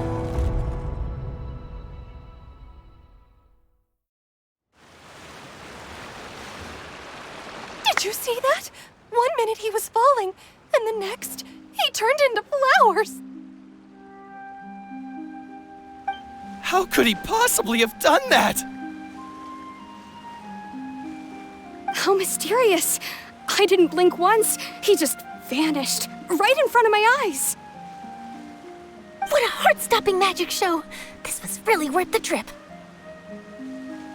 Caesar's name has finally been cleared, and Fontaine's new star magician Lyney has fulfilled a wish on his behalf. Oh, I couldn't ask for a better grand finale. It will make a great headline for the Steambird tomorrow, even if I do say so myself. Whew. Looks like everyone really loved Lyney's grand finale. Paimon doesn't see Lyney anywhere. Where'd he go? Oh, Lynette said he'd be waiting for us at the usual hunt. But, where is that? Oh, you mean the one where Caesar's buried? Yeah, that's probably it. This whole magic show kinda seemed like Lyney's way of saying goodbye to Caesar. So it makes sense that that's where he'd be afterward. Alright, let's go look for him there.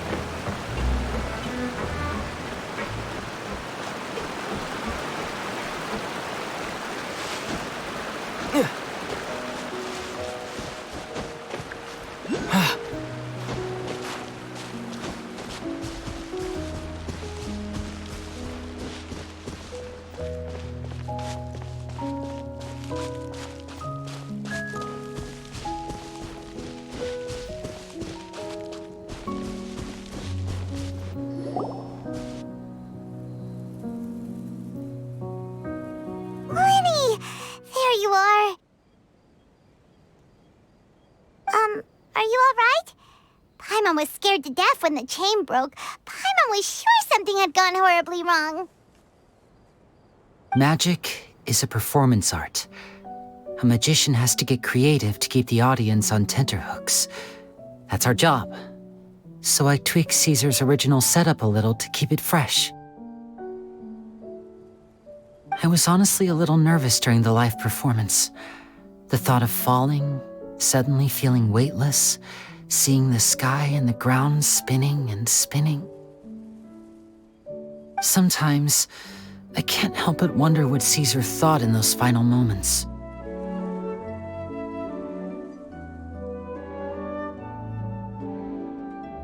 Did he regret taking Gemma and Lorenzo on? Or did he believe that it was his own slip-up right until the end?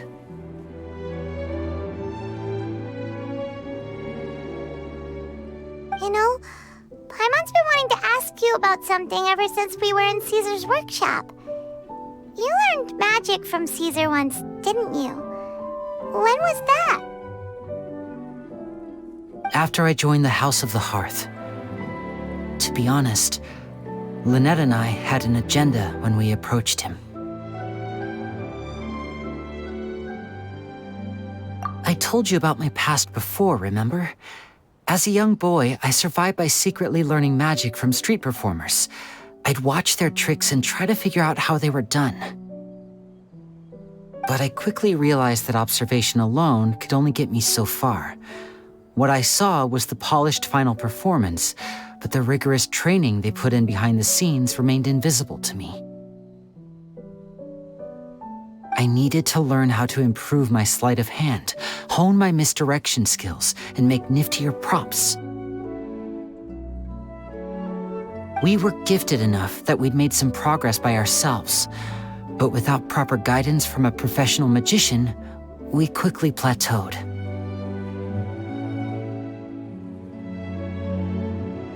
So that's why you sought Caesar out? Yes, we figured there was no harm in asking, but it took us by surprise that he was so willing to teach us. In all, we only spent 10 short days together, but he was very good to us. By contrast, we hid so many things from him. For instance, when he asked why I wanted to learn magic, I answered, "It's my passion." But in truth, there was already a lot more to the story by then.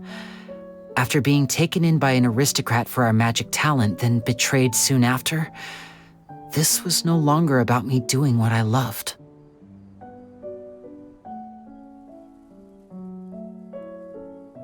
What amazed me was how the lie escaped my lips even as I was hesitating over whether to tell him the truth.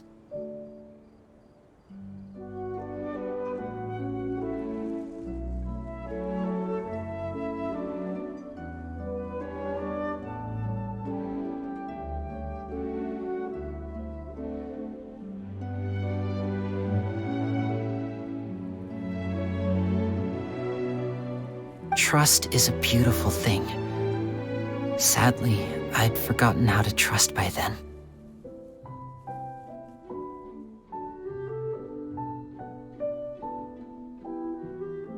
Lyney.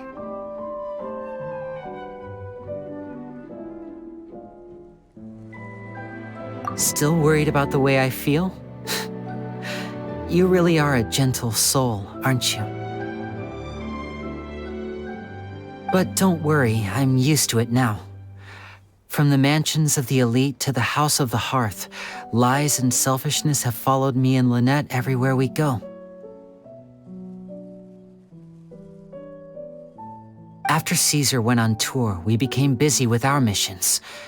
The next we heard of him was that he'd fallen to his death, and was now declared to be the Phantom Weasel. That night, I remembered his smile. But as I lay there, I didn't know what to say to him. To keep secrets is to put up walls. The longer you keep them up, the less you let people in. Then, one day, you look around and realize your life is like an empty auditorium after a show, full of seats once occupied by all the people who left. But I guess that's the price we have to pay.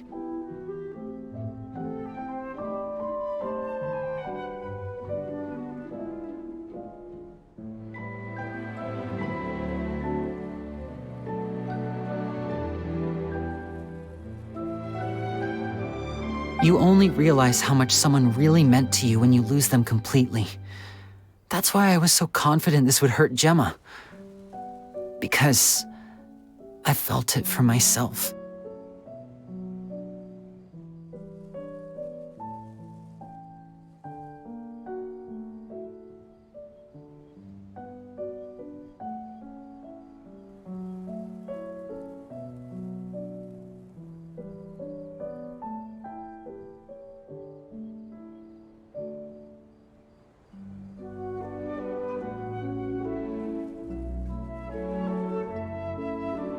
Yeah, cheer up, Lyney.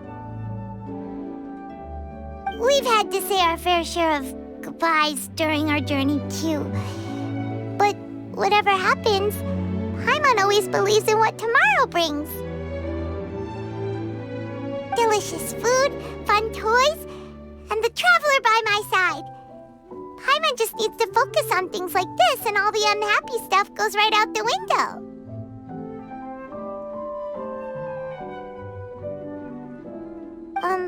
You know, Traveler, doesn't that kinda make you Paimon's truth?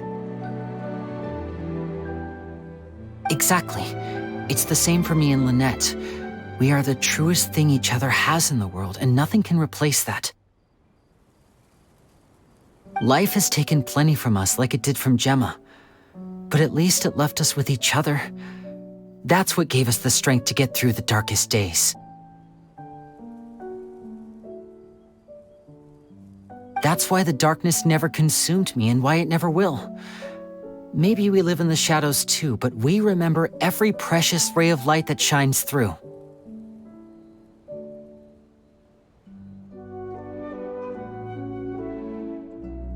All right, time to lighten this conversation up a little.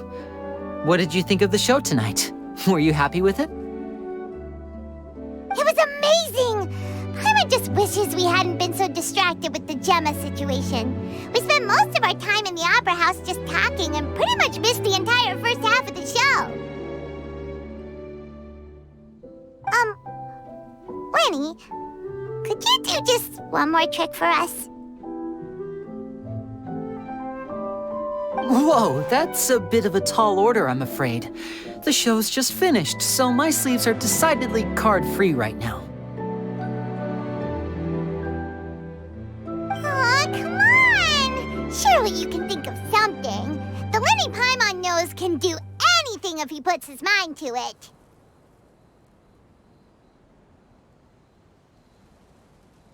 Oh, all right then. I'll give it a go, but only because it's you. Watch closely. I have a flower in my hand.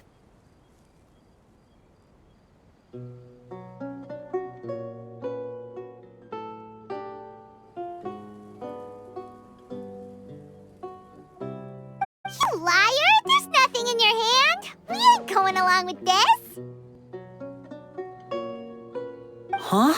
My goodness, you're right. But I could have sworn I brought one here with me. Okay, try this. Count down with me. 3, 2, 1. 3, 2, 1. Now, have another look around. Maybe the flowers appeared somewhere else. Really? Let's see. Wow, there it is! Oh, this is a different flower from the last time, right? This one's called, oh yeah, a rainbow rose. But more importantly, Paimon has to know how the trick is done. Please, Lyney, pretty please! Well, if you want to learn magic, you'll have to start by addressing me as teacher. Fine. Please, teacher, please. Since you asked so nicely, I'll share one little tip with you. Namely, the student of magic cannot solely rely on others being prepared to reveal their secrets. You have to observe, think, and find the answers for yourself. Is that it? Look at the time. We shouldn't linger here too long. Thanks again for coming to see my show. I bid you both good night. I look forward to seeing you again. All right, fine. See ya.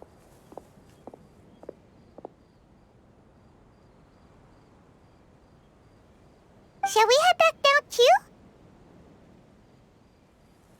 Oh, Paimon can't wait to read The Steambird tomorrow. Paimon bets Lyney and Caesar will be plastered all over it. Let's head to the Steambird's offices tomorrow morning and see what we can find out.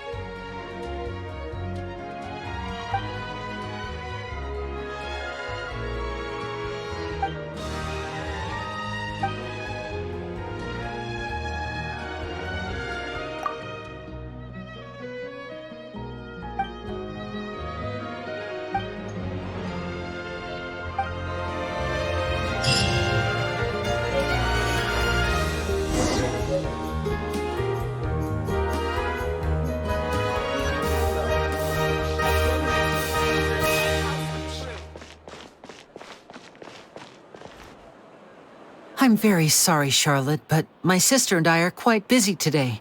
I'm afraid we'll have to decline this interview. Oh, please, Lyney, I'll only take a moment of your time, if you would be so kind. Huh? What's happening here? I spent all night writing my piece about the Phantom Weasel, and it was going to go to print this morning. But just as dawn broke, I suddenly received news that Caesar's fiancée, Gemma, had contacted the guards and confessed to having been the real Phantom Weasel all along. That was quick.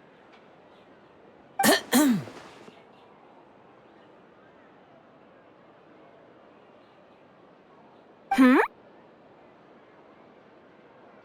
Too late, bro. That was quick, you say? It sounds like I've got some catching up to do. Please, fill me in.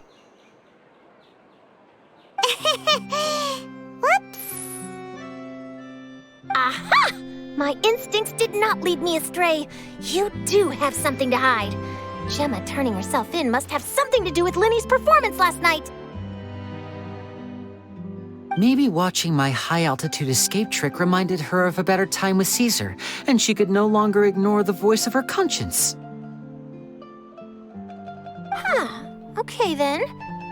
Wait, no, there must be more to it. If that's all it took for her to have a change of heart, how did it take her 10 whole years? Well...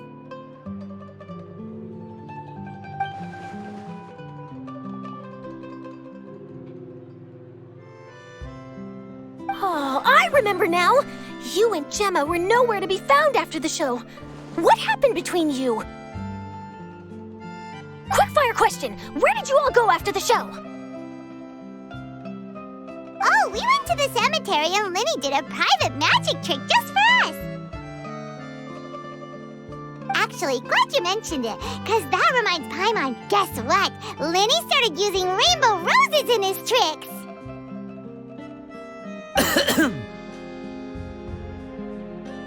What? I don't recall ever having received a rainbow rose from you myself. Is this supposed to mean that they're more important to you than your own sister?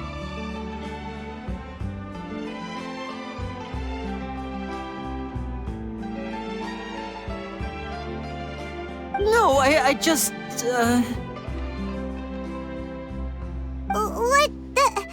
What now?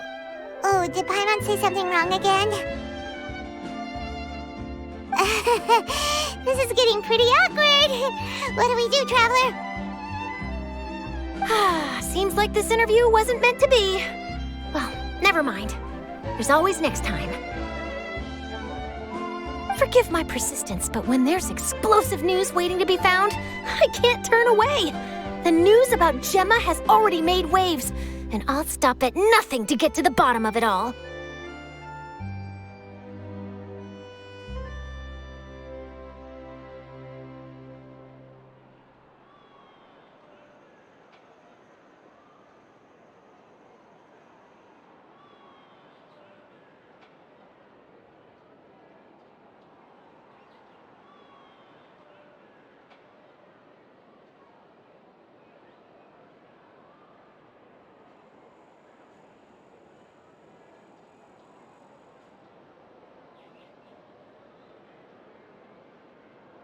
Apparently, one of the things she said to the guards was that her final wish is to see Lorenzo one last time.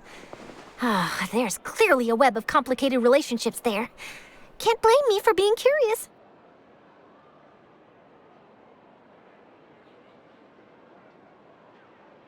All right, I guess I'll leave you to continue the rest of your conversation in peace. Bye for now.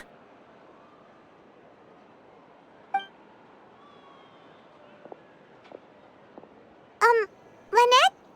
Paimon didn't mean to... Don't worry, I wasn't angry. I was just trying to distract her. Oh, really? Oh, thank goodness. You scared Paimon there. Phew. You and me both, Paimon. You and me both. at least it did the job, right?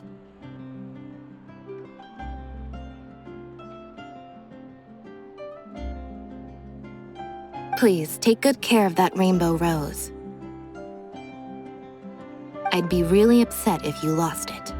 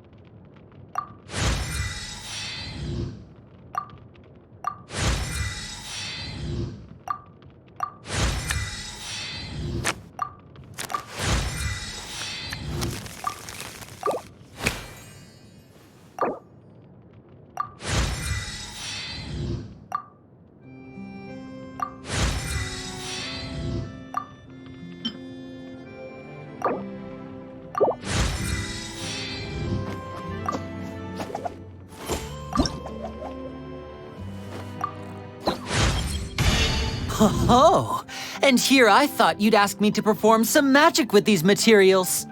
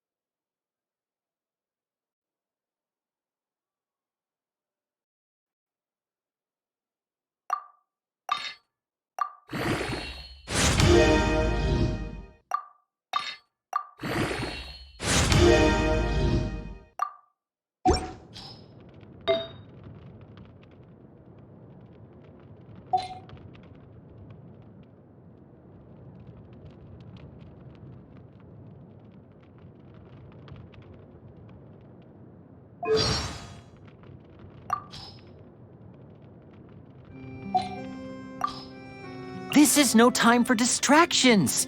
Seriously, you have a great magician standing right here. You don't want to miss the best part, do you?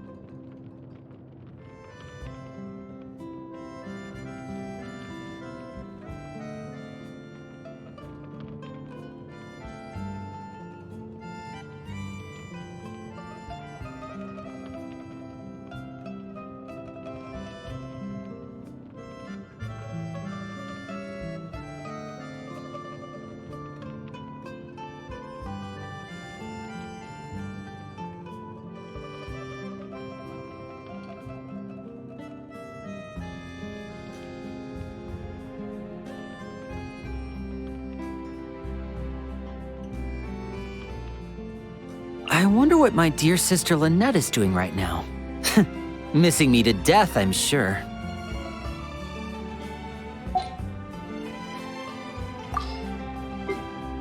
Let's get this show on the road!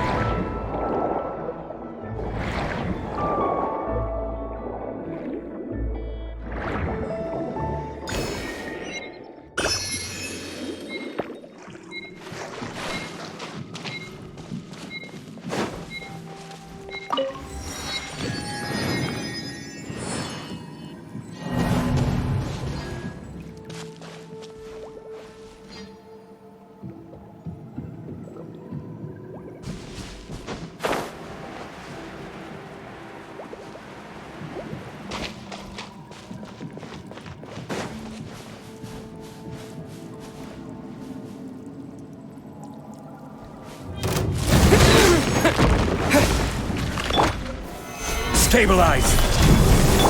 By royal decree! Scatter! Be amazed! This is order!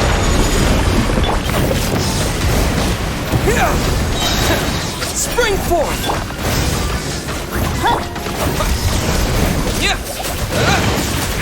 Scatter!